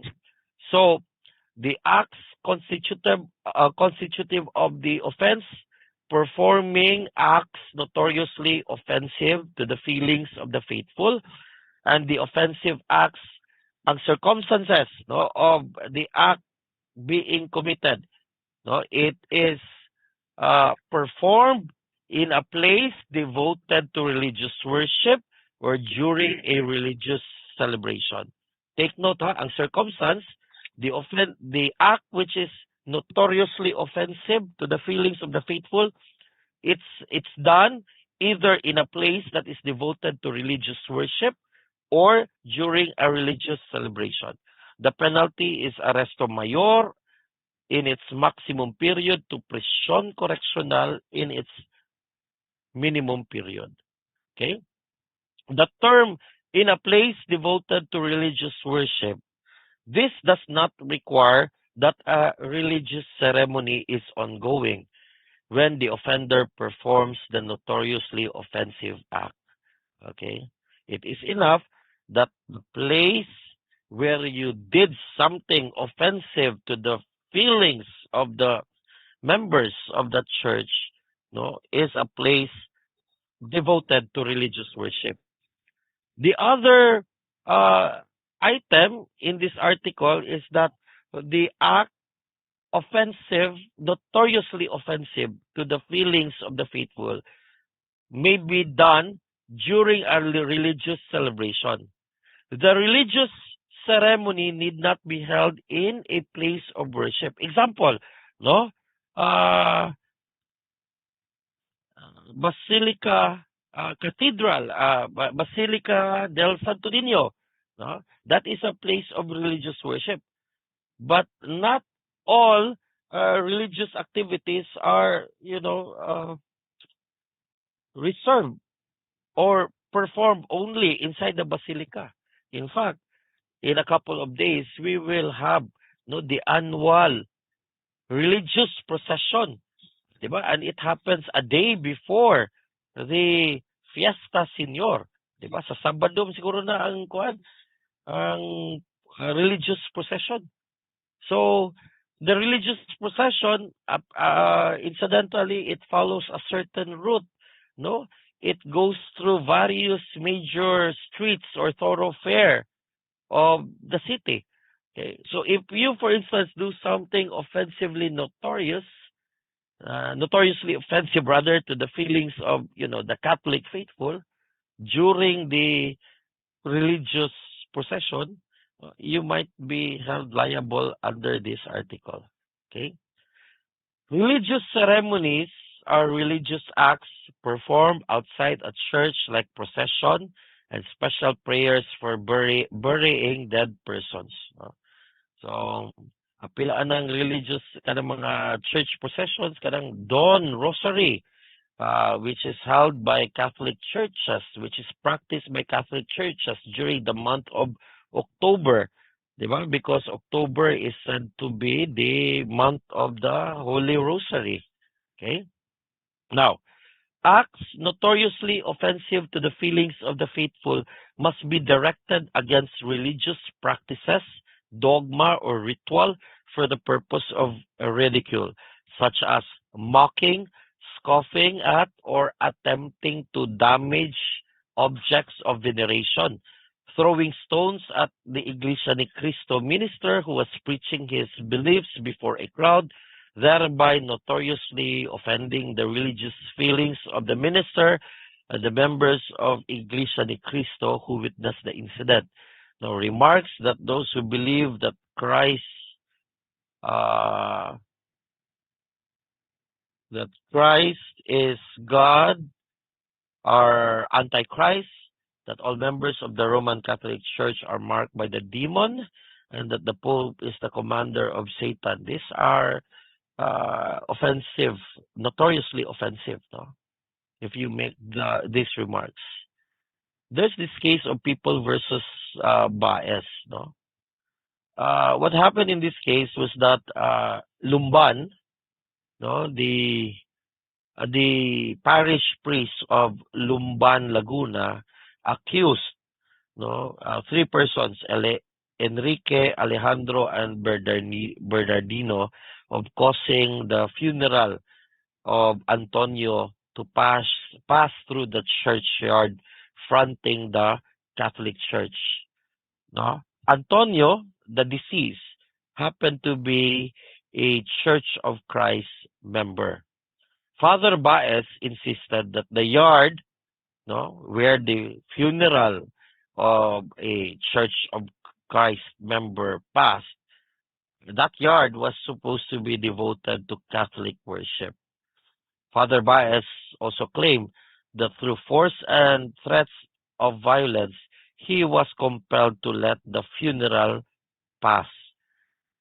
The fiscal moved to dismiss the case since the mere act of causing the funeral to pass through the yard neither offended nor ridiculed the religious feelings of the Catholic Church or the members of the Catholic Church. Father Baez appealed from the dismissal.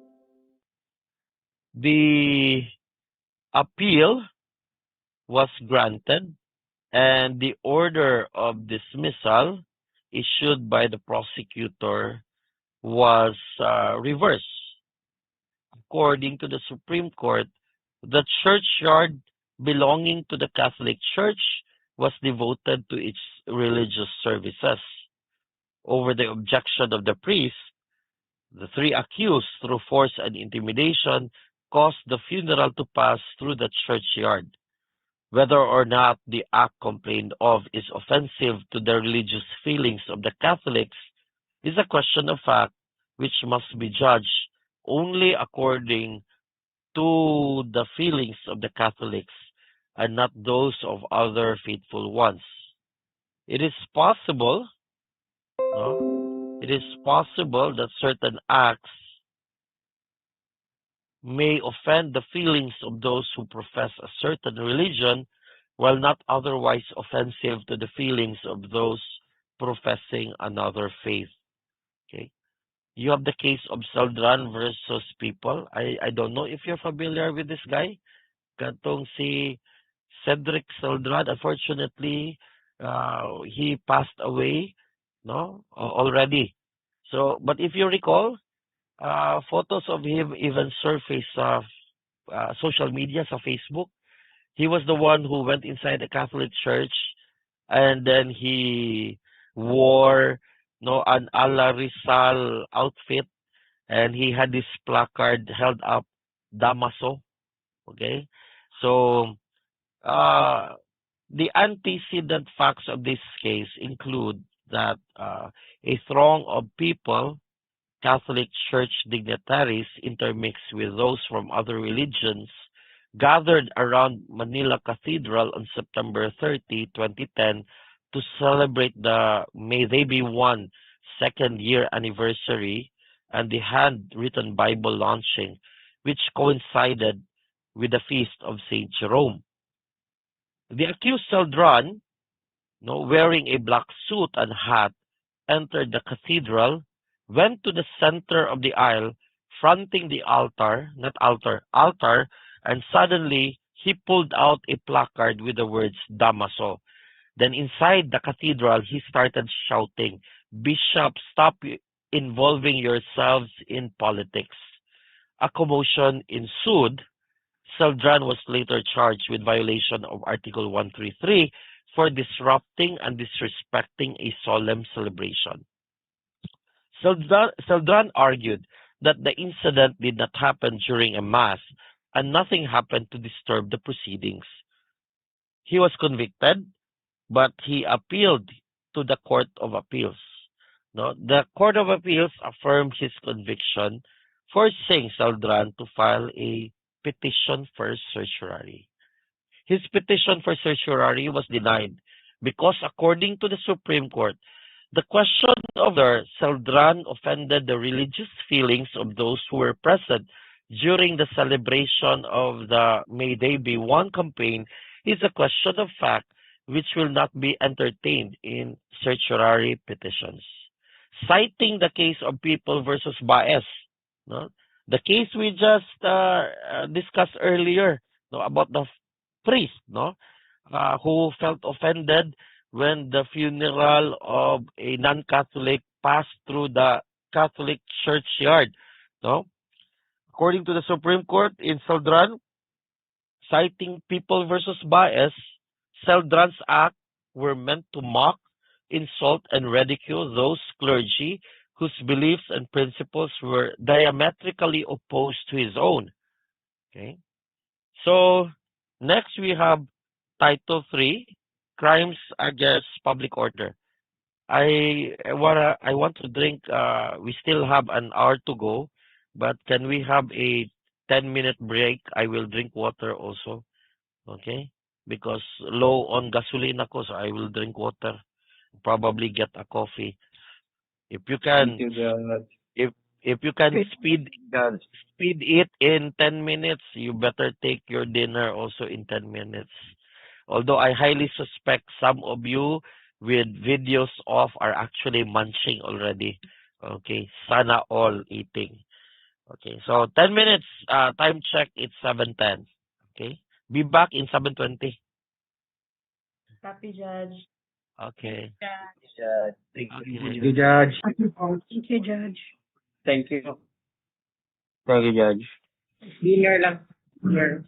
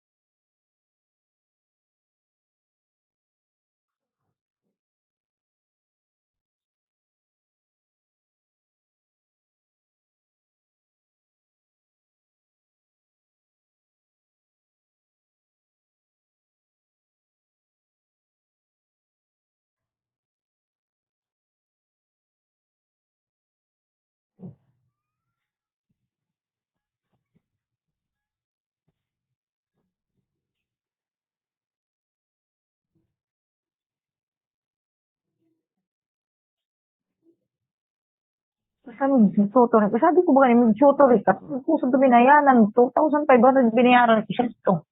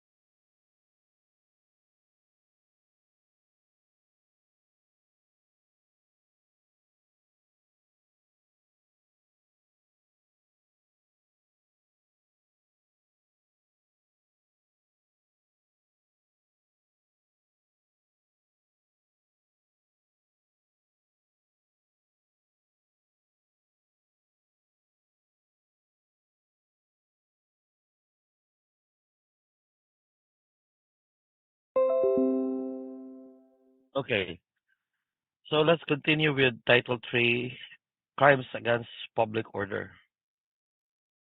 In Article 134, the crime of rebellion or insurrection is punished. Take note that by its nature, rebellion or insurrection is a crime of the masses or a multitude which involves a vast movement of men and a complex net of intrigues and plots which evokes not only a challenge to the constituted authorities but also civil war on a bigger or lesser scale. The crime of rebellion has the following elements. One, the offenders rise publicly and take arms against the government. And two, their purpose is to remove from the allegiance to the government or its laws Philippine territory or any part thereof or any body of land, naval, or other armed forces, and deprive the chief executive or legislature wholly or partially of any of their powers or prerogatives. The penalty we will see later in Article 135. Okay. Rebellion and insurrection, mind you, are not synonymous. The object of rebellion is to completely overthrow and supersede the existing government. On the other hand, the object of insurrection is only to effect some change of minor importance or to prevent the exercise of governmental authority with respect to particular matters or subjects. Rebellion requires public rising and taking arms against the government, but actual clash of arms with the government forces is not absolutely necessary. If the movement does not involve public uprising, the liability of the few is direct assault, where in the absence of uprising, through force or violence, they perform acts with the objectives of rebellion. Take note also that it is not necessary that the purpose of a rebellion be accomplished. Rebellion is complete the very moment a group of rebels rise publicly and take arms against the government to overthrow the same by force. Rising publicly and taking arms against the government is the normative element of the offense, while intent or purpose to overthrow the government is the subjective element. Distinguishing rebellion from treason, levying war against the government is treason if performed to aid the enemy, as that would also constitute adherence to the enemy, giving aid and comfort. Levying war against the government during peacetime for any of the purpose mentioned in Article 134 is rebellion. Treason may be committed by mere adherence to the enemy giving aid or comfort, and not necessarily by taking arms. Rebellion always involves taking up arms against the government. Unlike in treason, the act of giving moral aid or comfort is not criminal in the case of a rebellion. Public uprising and taking arms are expressly required in rebellion. You have the case of Carino versus People. This is quite an old case. No, what happened in this case was that Carino was accused of being a high-ranking official and or member of the Communist Party and the Hukbalahap, no, the hukbong mapagpayapa ng bayan. He was charged to be in conspiracy with 31 others, charged of the crime of rebellion with murders, arson, robberies, and kidnapping in other pending cases for purposes of overthrowing the government. The CFI, no, equivalent of what is now the RTC, convicted Carino as an accomplice to the crime of rebellion. The Court of Appeals sustained his conviction. He appealed from his conviction. Carino's appeal was granted. His conviction was overturned by the High Court.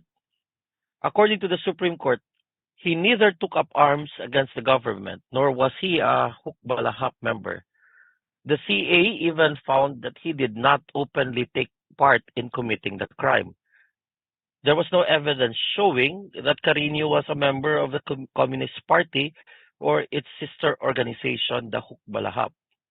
As a mere communist sympathizer, he merely helped the communists by giving supplies and sending notes to top communist leaders like Dr. Jesus. Now, Carino, incidentally, was the manager of the National City Bank of New York. As manager of the bank, he helped a top-level communist in changing $6,000 into pesos. Carino introduced two top-level communists to the bank and helped them open checking accounts where they deposited money used in the activities of the Communist Party. By extending such help to well-known Communist Party members and knowing that the avowed purpose of said party is to overthrow the government, Carino, by overt acts, gave them aid, comfort, and assistance, and indirectly helped them in their fight against the government. The CA concluded that his acts constituted acts of cooperation in executing the act of overthrowing the government. Now, according to the court, if such acts may be deemed as indirect help or aid in the rebellion, still, they cannot constitute previous or simultaneous acts of uprising or rebellion. In treason, any act of giving comfort or moral aid may be criminal, but that is not the case in a rebellion. Sending or furnishing cigarettes and food supplies to a famous Hukbalahap member does not prove intent to help commit rebellion. Neither does converting dollars to Philippine money or helping Hukbalahaps open bank accounts by themselves show intent or desire to participate or help in an uprising or rebellion. According to the court, further, Carino's work as the bank's public relations officer and the acts he performed were part of his functions as a bank employee. Such acts by themselves do not and cannot carry or prove criminal intent to help communists commit rebellion. The law presumes good faith, no presumption that criminal intent exists from the acts in question, which in themselves were legitimate and legal. Said acts are by law presumed to be innocent, while the opposite has not been proved.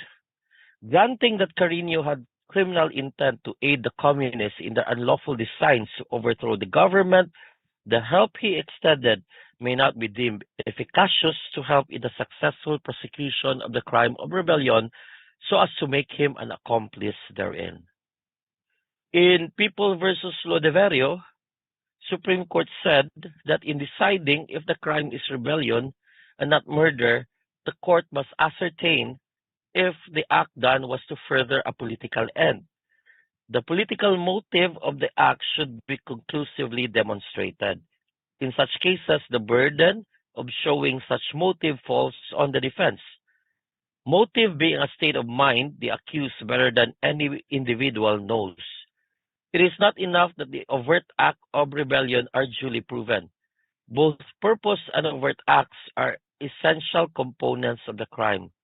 With either of these components of the crime wanting, the crime of rebellion does not legally exist. Article 134-A is the crime of coup d'etat.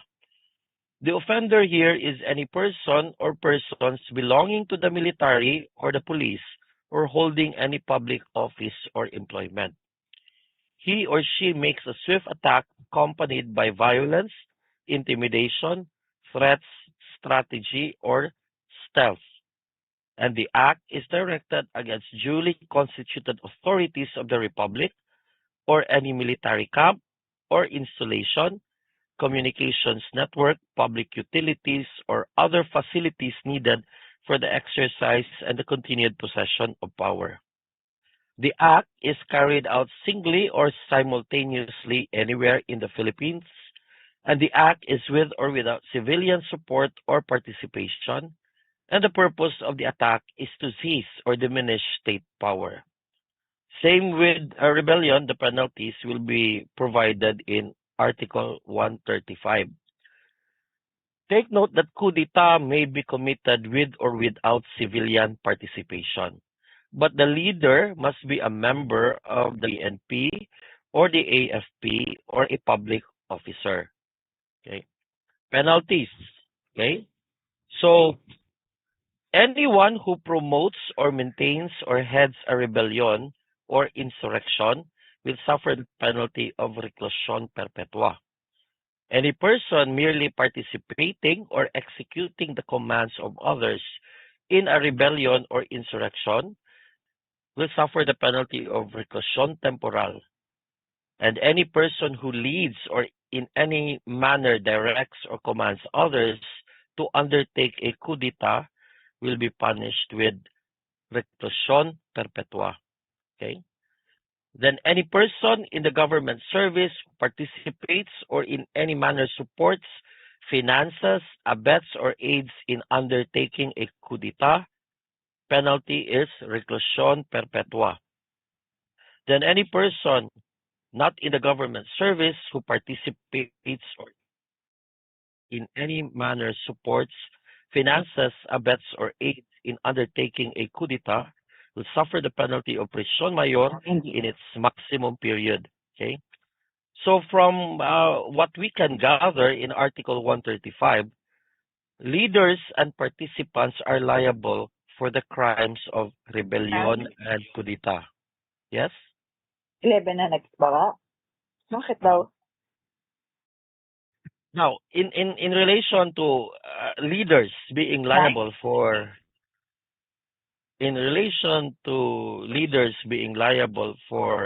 rebellion or coup d'etat, the question is, who is considered a leader of the rebellion or a leader of the coup d'etat?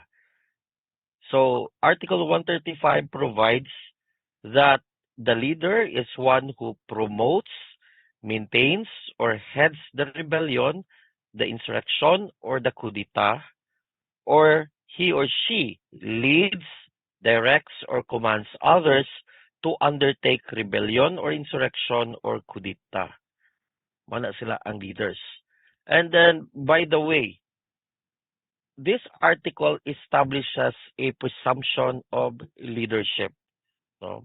Take note, when the rebellion or insurrection or coup d'etat is under the command of unknown leaders, which would not be surprising, no? Given the fact that, like in coup d'etat, this involves stealth, strategy, the organizational setup of the group, no, the renegades itself might be such that the leadership is shaded in anonymity. No? So it would be very hard to exactly pinpoint who is the leader of the coup d'etat. And so to aid the state, no, in later on running after the renegades, na a presumption of leadership. So much so that when the rebellion or insurrection or coup d'etat is under the command of unknown leaders, the presumed leader of the rebellion, insurrection, or coup d'etat is any person who, one, directs the others, two, speaks for them, three, signs receipts and other documents issued in their name, or four, perform similar acts on behalf of the rebels. Okay? So, the article also punishes participants in the rebellion or insurrection or the coup d'etat. Question would be, who is deemed a participant in these crimes?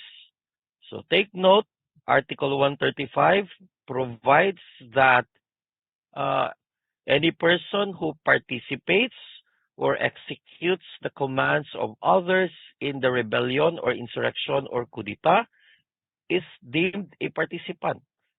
Also, any person who, being in the government service, participates or executes directions or commands of others in undertaking a coup d'etat is considered a participant thereto. And then finally, no, anyone who not being in the government service participates, supports, finances, abets or aids in undertaking a coup d'etat is deemed a participant of the coup d'etat. Okay? The public officer must take active part to be liable. His or her mere silence or omission is not punishable in rebellion. That the accused never took the oath of allegiance to or that he never recognized the government is not a defense in rebellion. No.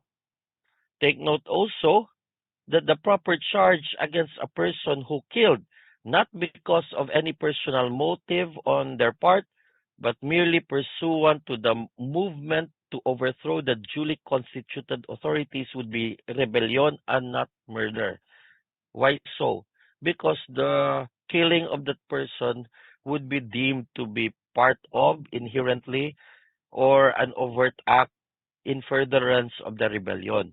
So it's not hard to imagine that when persons rise publicly and take arms in the government, no, a clash might then ensue against between the rebels and government forces, and people might end up getting killed. And that is why the proper charge would be rebellion and not murder. If the motive is not personal, no, for the killing, but merely pursuant to the movement to overthrow the duly constituted authorities. Mind you, there is no complex crime of rebellion with murder, and the other complex crimes, as one of the means of committing rebellion is by engaging in war against the forces of the government and committing serious violence in the prosecution of said war. Resort to arms with the resulting impairment or destruction of life and property constitutes not two or more offenses, but only one crime, that of rebellion, plain and simple. Okay? Acts committed in furtherance of rebellion, though crimes in themselves, are deemed absorbed in one single crime of rebellion. Thus, killing a police officer, knowing only too well that the victim is a person in authority, is a mere component or ingredient of rebellion, or an act done in furtherance thereof, and cannot be made the basis of a separate charge or information. If the killing, the robbing, etc., during the rebellion were done for private purposes or profit without any political motivation, the crimes would be separately punished. Political crimes are those directly aimed against the political order, as well as such common crimes as may be committed to achieve a political end. What is the decisive factor then? The decisive factor is that intent or motive. If the motive is personal, then charge him for the offense that he committed. If the act done was in furtherance of the plan to overthrow the government, then charge him for rebellion. If a crime usually regarded as common, like homicide, is perpetrated for the purpose of removing from the allegiance to the government the territory of the Philippine Islands or any part thereof, then said offense becomes stripped of its common complexion, inasmuch as being part and parcel of the crime of rebellion. The former acquired the political character of the latter. The killing would acquire the political character of a rebellion. Article 136, conspiracy and proposal to commit coup d'etat, rebellion, or insurrection. No? Conspiracy and proposal to commit coup d'etat, rebellion, or insurrection are punishable. There is a criminal conspiracy when two or more persons come to an agreement to commit coup d'etat, or rebellion, or insurrection and decide to commit it. There is a criminal proposal when a person who has decided to commit coup d'etat, rebellion, or insurrection proposes its execution to some other person. Okay? Remember the rule? By itself, conspiracy and proposal to commit a crime is not punishable. unless it is provided by law or unless it is punished by law. And you are looking at another instance where, by way of specific provision of the revised penal code, a certain conspiracy, a certain proposal is considered as unlawful. And we are referring to conspiracy to commit coup d'etat, conspiracy to commit rebellion or insurrection, including proposal to commit coup d'etat and also the proposal to commit rebellion or insurrection. Now, merely agreeing and deciding to rise publicly and taking arms against the government for the purpose of, wait ha, nalagi asking to be admitted. Okay. Merely agreeing and deciding to rise publicly and take arms against the government for the purpose of rebellion, or merely proposing the commission of said acts is already subject to punishment. Okay. Why are people still joining the Zoom? Okay. Now, what are the penalties provided under this article? For conspiracy and proposal to commit coup d'etat, the penalty is prison mayor in its minimum period and not more than 1 million in fine. Okay. For conspiracy to commit rebellion or insurrection, the penalty is prison correctional in its maximum period and not more than 1 million in fine. Now, for proposal to commit rebellion or insurrection, the penalty is prison correctional in its medium period and not more than 4 million in fine.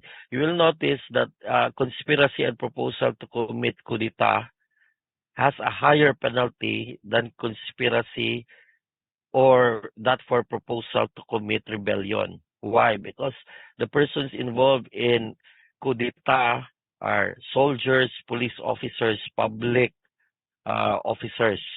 No? So, under Article 137, disloyalty of public officers or employees, the offender here is a public officer or employee. The act constituting the crime is he or she fails to resist a rebellion by all means in his or her power, or that he or she continues to discharge the duties of his office under the control of the rebels, or that he or she accepts an appointment under the government established by the rebels.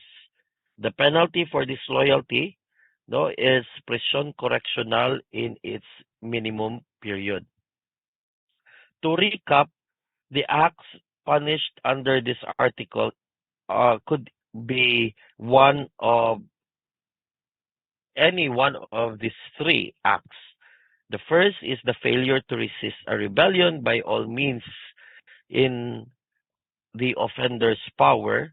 Second is discharging the duties of his or her office. And then the third is accepting an appointment under the rebellion. Please take note that Article 137 presupposes the existence of a rebellion by others. The offender under Article 137 is a public officer or employee. A private individual who accepts an appointment to office under the rebels does not commit this crime because, to reiterate, Article 137 requires that the offender is a public officer or employee that serves under the administration of the rebels, or that he is a public officer and he could have done something to repel or prevent the rebels, but he did not. No. Further, a public officer must not be in conspiracy with the rebels. Wait, why are so many people exited from our Zoom meeting? They're waiting to be admitted. Anyway, so as I was saying, public officer must not be in conspiracy with the rebels, otherwise he is liable for rebellion, because while rebellion requires that the offenders rise publicly and take arms. Remember the rule in conspiracy? The act of one becomes the act of all. Okay? Admit. Okay. Then you have still so many people being admitted. Article 138, which is inciting a rebellion or insurrection. The offender here is any person. He or she does not take arms or is not in open hostility against the government. He or she incites others to execute any act specified in Article 134. No? And then he or she does the inciting by means of speeches, proclamations, writings, emblems, banners, or other representations tending to the same end. The penalty is prisión mayor in its minimum period. Okay. Inciting to rebellion is a crime, but inciting to coup d'etat is not a crime. Why? It's almost impossible for inciting to coup d'etat to be committed. Why so? Because if you recall, coup d'etat is a crime of swift attack, cloak and dagger style. No, there is so much secrecy. No, it's very dangerous for the members of the military to be openly calling and encouraging members of the military organization to join a coup d'etat. No, you'd only know that a coup d'etat has happened after it has happened, either successfully or failed coup d'etat, like way back during the Cory administration. So that is the reason why inciting to rebellion is a crime, but inciting to coup d'etat is not a crime. Okay? Inciting to rebellion versus proposal to commit rebellion. In both, the offender induces another to commit rebellion. However, in proposal, the person who proposes to commit rebellion has himself or herself decided to commit rebellion. The thing about inciting to rebellion is that the offender here is not required to have decided to commit rebellion. What he does is only incite, encourage others to commit the rebellion. No? Sa Bisaya pa, we have a term for this, dawat limpyo. No? He wants others to do it for him, but he himself has not decided to commit the rebellion. In proposal to commit rebellion, the person who proposes the rebellion usually resorts to secret means. No? In proposal, the one making the proposal usually he goes from one person to another, whispering in their ears. No, let's commit rebellion. Let's commit rebellion. But in inciting to rebellion, usually it is not usually it the inciting is done publicly. No? And as you notice, as flashed in the earlier slide, no, this one, you will notice it's public yun ang inciting. Kaya nga naman, no, he uses speeches, no, he will go up the platform, he will make proclamations, he sends out leaflets and flyers, down with the government, okay? He puts up emblems, he puts up a tarpaulin, streamer calling for the downfall of the government. That is in inciting to rebellion. Okay? In inciting to rebellion, the act is done publicly. I already mentioned that. In both proposal and inciting to rebellion, the person to whom the rebellion is proposed or those incited must not commit rebellion. Otherwise, no, the one convinced, no, and actually commits the rebellion becomes principal by direct participation. The one who made the proposal or the one who made the inciting would become principal by inducement, in which case the act of one becomes the act of all. Same liability sila. And they would be liable for either the rebellion, they would be liable for the rebellion committed. Okay? Article 139. This is quite a lengthy article, but we have no choice because we are going to take the bar exam.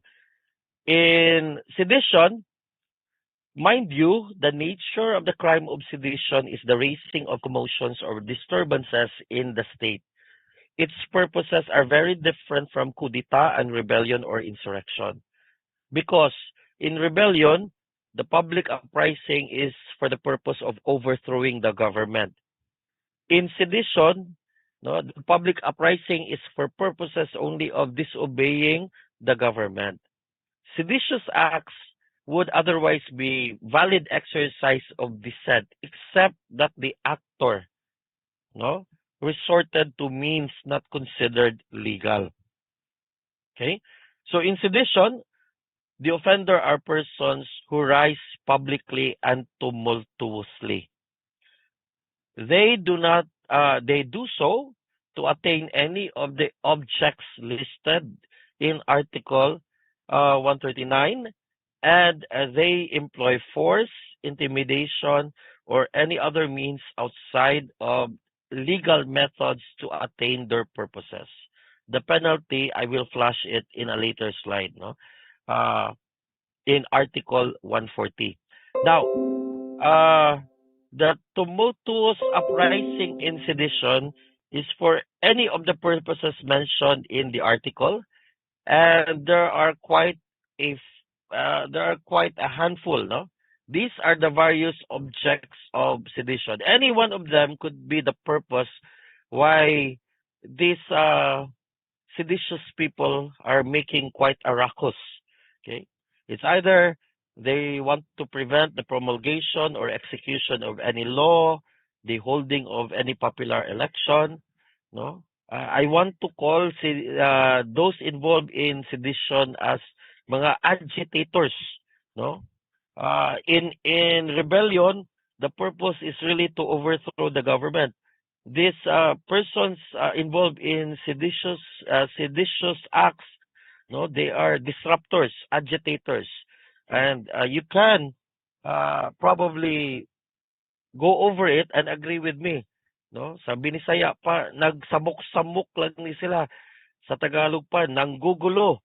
O, nga naman, because they are in a tumultuous uprising to inflict any act of hate or revenge upon the person or property of any public officer or employee.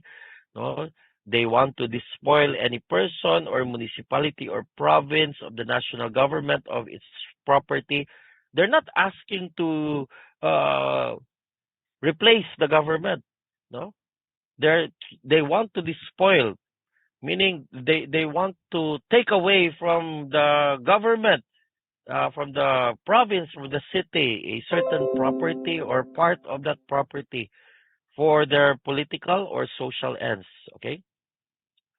Mind you, 3 men lamented the fact that the community is almost starving while the government warehouse is filled with rice.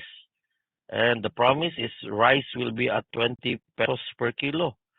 So these 3 men forcibly opened the warehouse and invited everybody in the community to take the rice without themselves taking any of it. They then left after. The crime committed by these 3 men is only direct assault. Article 139, the purpose may be seditious, that is to despoil the government of any public or any public person of his property. However, in this case, the offender, the 3 of them, is only a handful of persons. There is no public uprising. Okay. In relation to the crimes of sedition, rebellion, I'm showing on screen the pertinent provisions of not just this slide but in the succeeding slides, the pertinent provisions of RA 10591. the comprehensive law on firearms and ammunition. And please take note that the use of loose firearm when inherent in the commission of a crime punishable under the revised penal code. So when you talk about rebellion, it's the rising publicly and taking arms.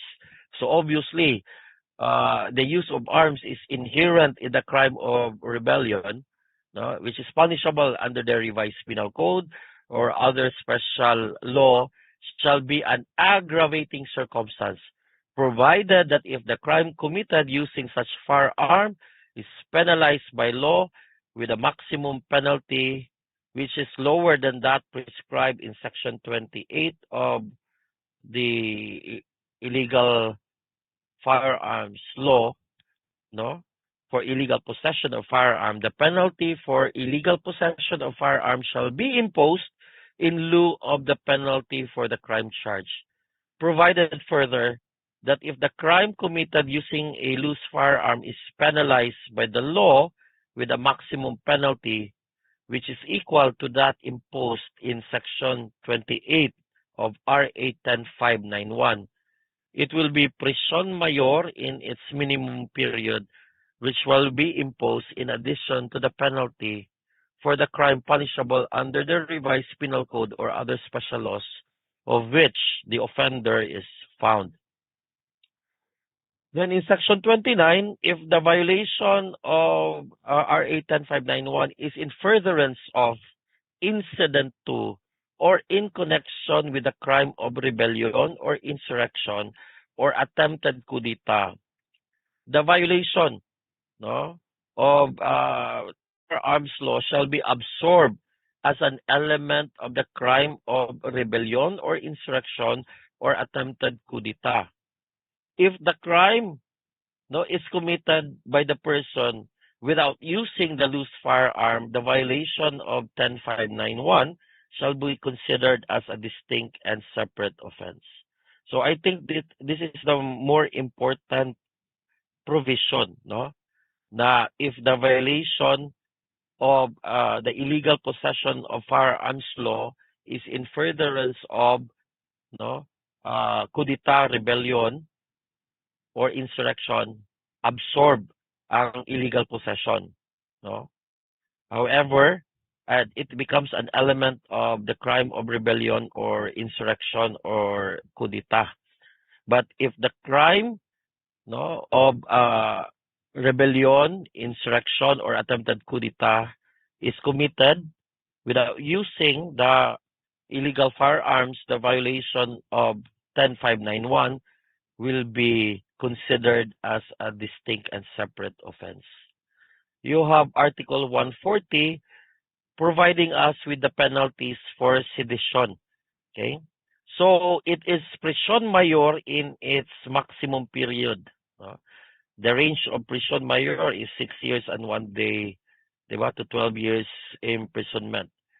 So prisión mayor in its minimum period would give us about 6 days and 6 years and 1 day to 8 years imprisonment. And with a fine, because mind you, the conjunctive term used is and. So imprisonment with a fine, it's 6 years and 1 day to 8 years, prisión mayor, and not more than 2 million in fine if the offender is the leader of the sedition, and for participants in the sedition, lower penalty, no, prison correctional in its maximum period and not more than 1 million in fine.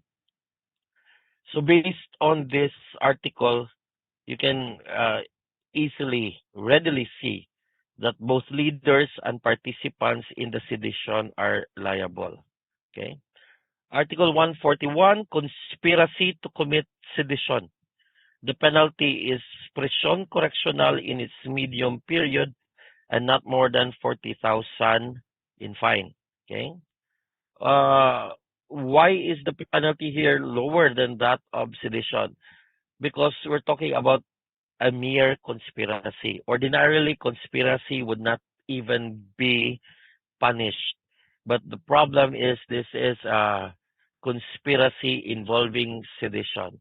No, the tendency of what is being proposed is something that will cause a disturbance in the order of the state, and that is why it is being punished. Okay.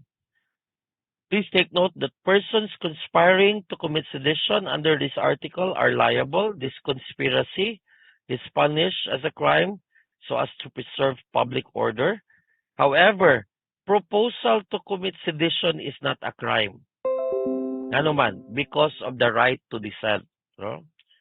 If you propose to cause a disturbance, the state will, not be very strict against you.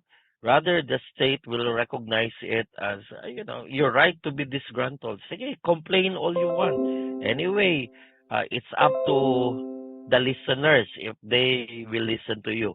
The problem is, if you propose to commit sedition, and the one to whom you made the proposal accepted your proposal, then both of you decide to commit the seditious act. It's no longer uh, it's no longer a mere proposal. It's already a conspiracy to commit sedition, punishable na under Article 141. Okay? So next time you make a proposal to commit sedition, always attach a suffix to it. No? You tell your friend, let's shoot police officers. Hindi mo yung siya, joke lang. I'm just joking. Okay? So, give it the appearance of you not really being serious about committing a seditious act. Okay? Because as I said, if your proposal is accepted and both of you decide to commit it, it's already a conspiracy. Proposal to commit sedition may not be punishable, but take a look, no? Under Article 142, inciting to sedition is a crime. There's a difference between proposal, magod, and inciting, no? First and foremost, when you propose, it's usually one-on-one, no? The proponent, the one making the proponent, and the person to whom the proposal is made, one-on-one. But in inciting, diba, it involves publicity, going up the stage, putting up a streamer, placard, okay? So, ang dangerous tendency here is that wider coverage, kumbaga, no? Get to, you potentially will influence more people when it's an inciting. And that is why the right to dissent is balanced with public order. It might be your right to complain. It might be your right to grumble. No, it might be your right to speak out publicly against some wrong that you see in society. But there's a limit, no, and the limit is not the seditious word. No, please, not the seditious word, because inciting to sedition is a crime because the seditious word may create a clear and present danger, which the state would then have the right, no, to prevent or regulate. And this is the regulation, Article 142. Inciting to sedition is a crime. There are two ways of committing inciting to sedition. One is inciting by means of speeches, proclamations, writings, emblems, cartoons, banners, and other representations tending to the same end.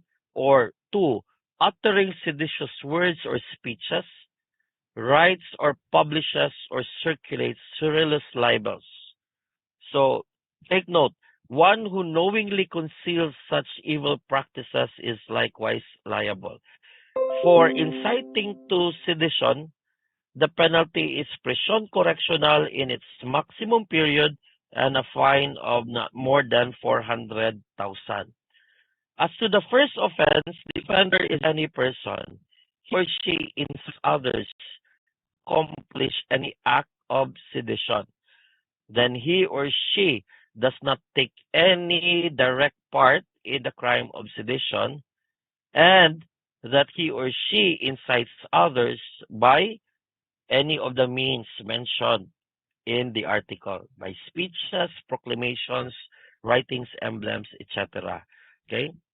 For the second kind of inciting to sedition, the offender is any person, and he or she utters seditious words or speeches, or writes or publishes or circulates scurrilous libels, or and the libels are against the government or any of the duly constituted authorities, or tends to disrupt or obstruct any lawful officer in executing the functions of his office. Basically, these are the purposes for the seditious act.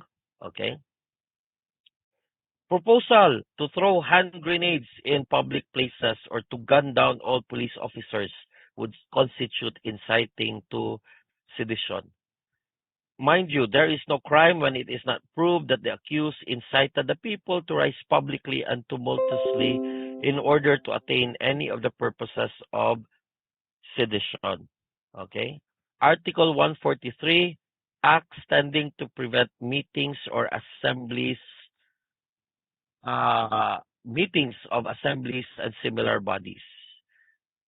The offender is any person, and there is a projected or actual meeting of Congress or any of its committees or subcoms, or the constitutional commissions, or the committees or divisions thereof, or of any provincial board or city or municipal council.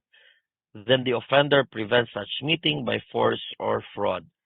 The penalty is prison correctional or a fine between 40,000 to 400,000 or both. Okay.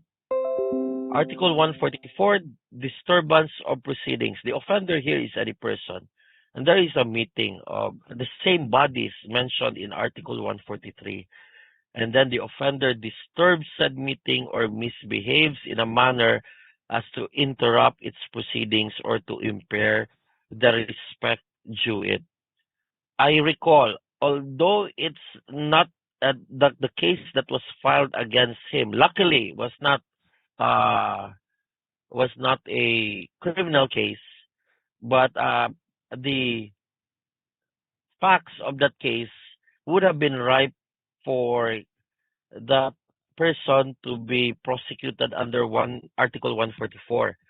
No, there was this administrative case, the Sena versus Malanyaon, where a judge was drunk and he attended the public session of the municipal council, and in the agenda for that session, one of the items for consideration was the renewal slash cancellation of the existing license to operate the local cockpit. No, apparently the licensee of the existing cockpit was the nephew of the judge, and during the deliberations of the municipal council, meaning while the session was ongoing, the drunk judge started shouting at the members of the municipal council, calling them out to be crocodiles, to be crooks. No, apparently the judge was irked that the franchise of his nephew would be cancelled by the municipal council. So because of the commotion that the judge made, the municipal council had no choice but to adjourn for that day. They did not finish their session because the judge was causing trouble. No? Those facts, for me, would have been ripe for a charge under Article 144, disturbing the meeting of a municipal council, misbehaving as to interrupt the proceedings of the municipal council. The penalty would be arresto mayor or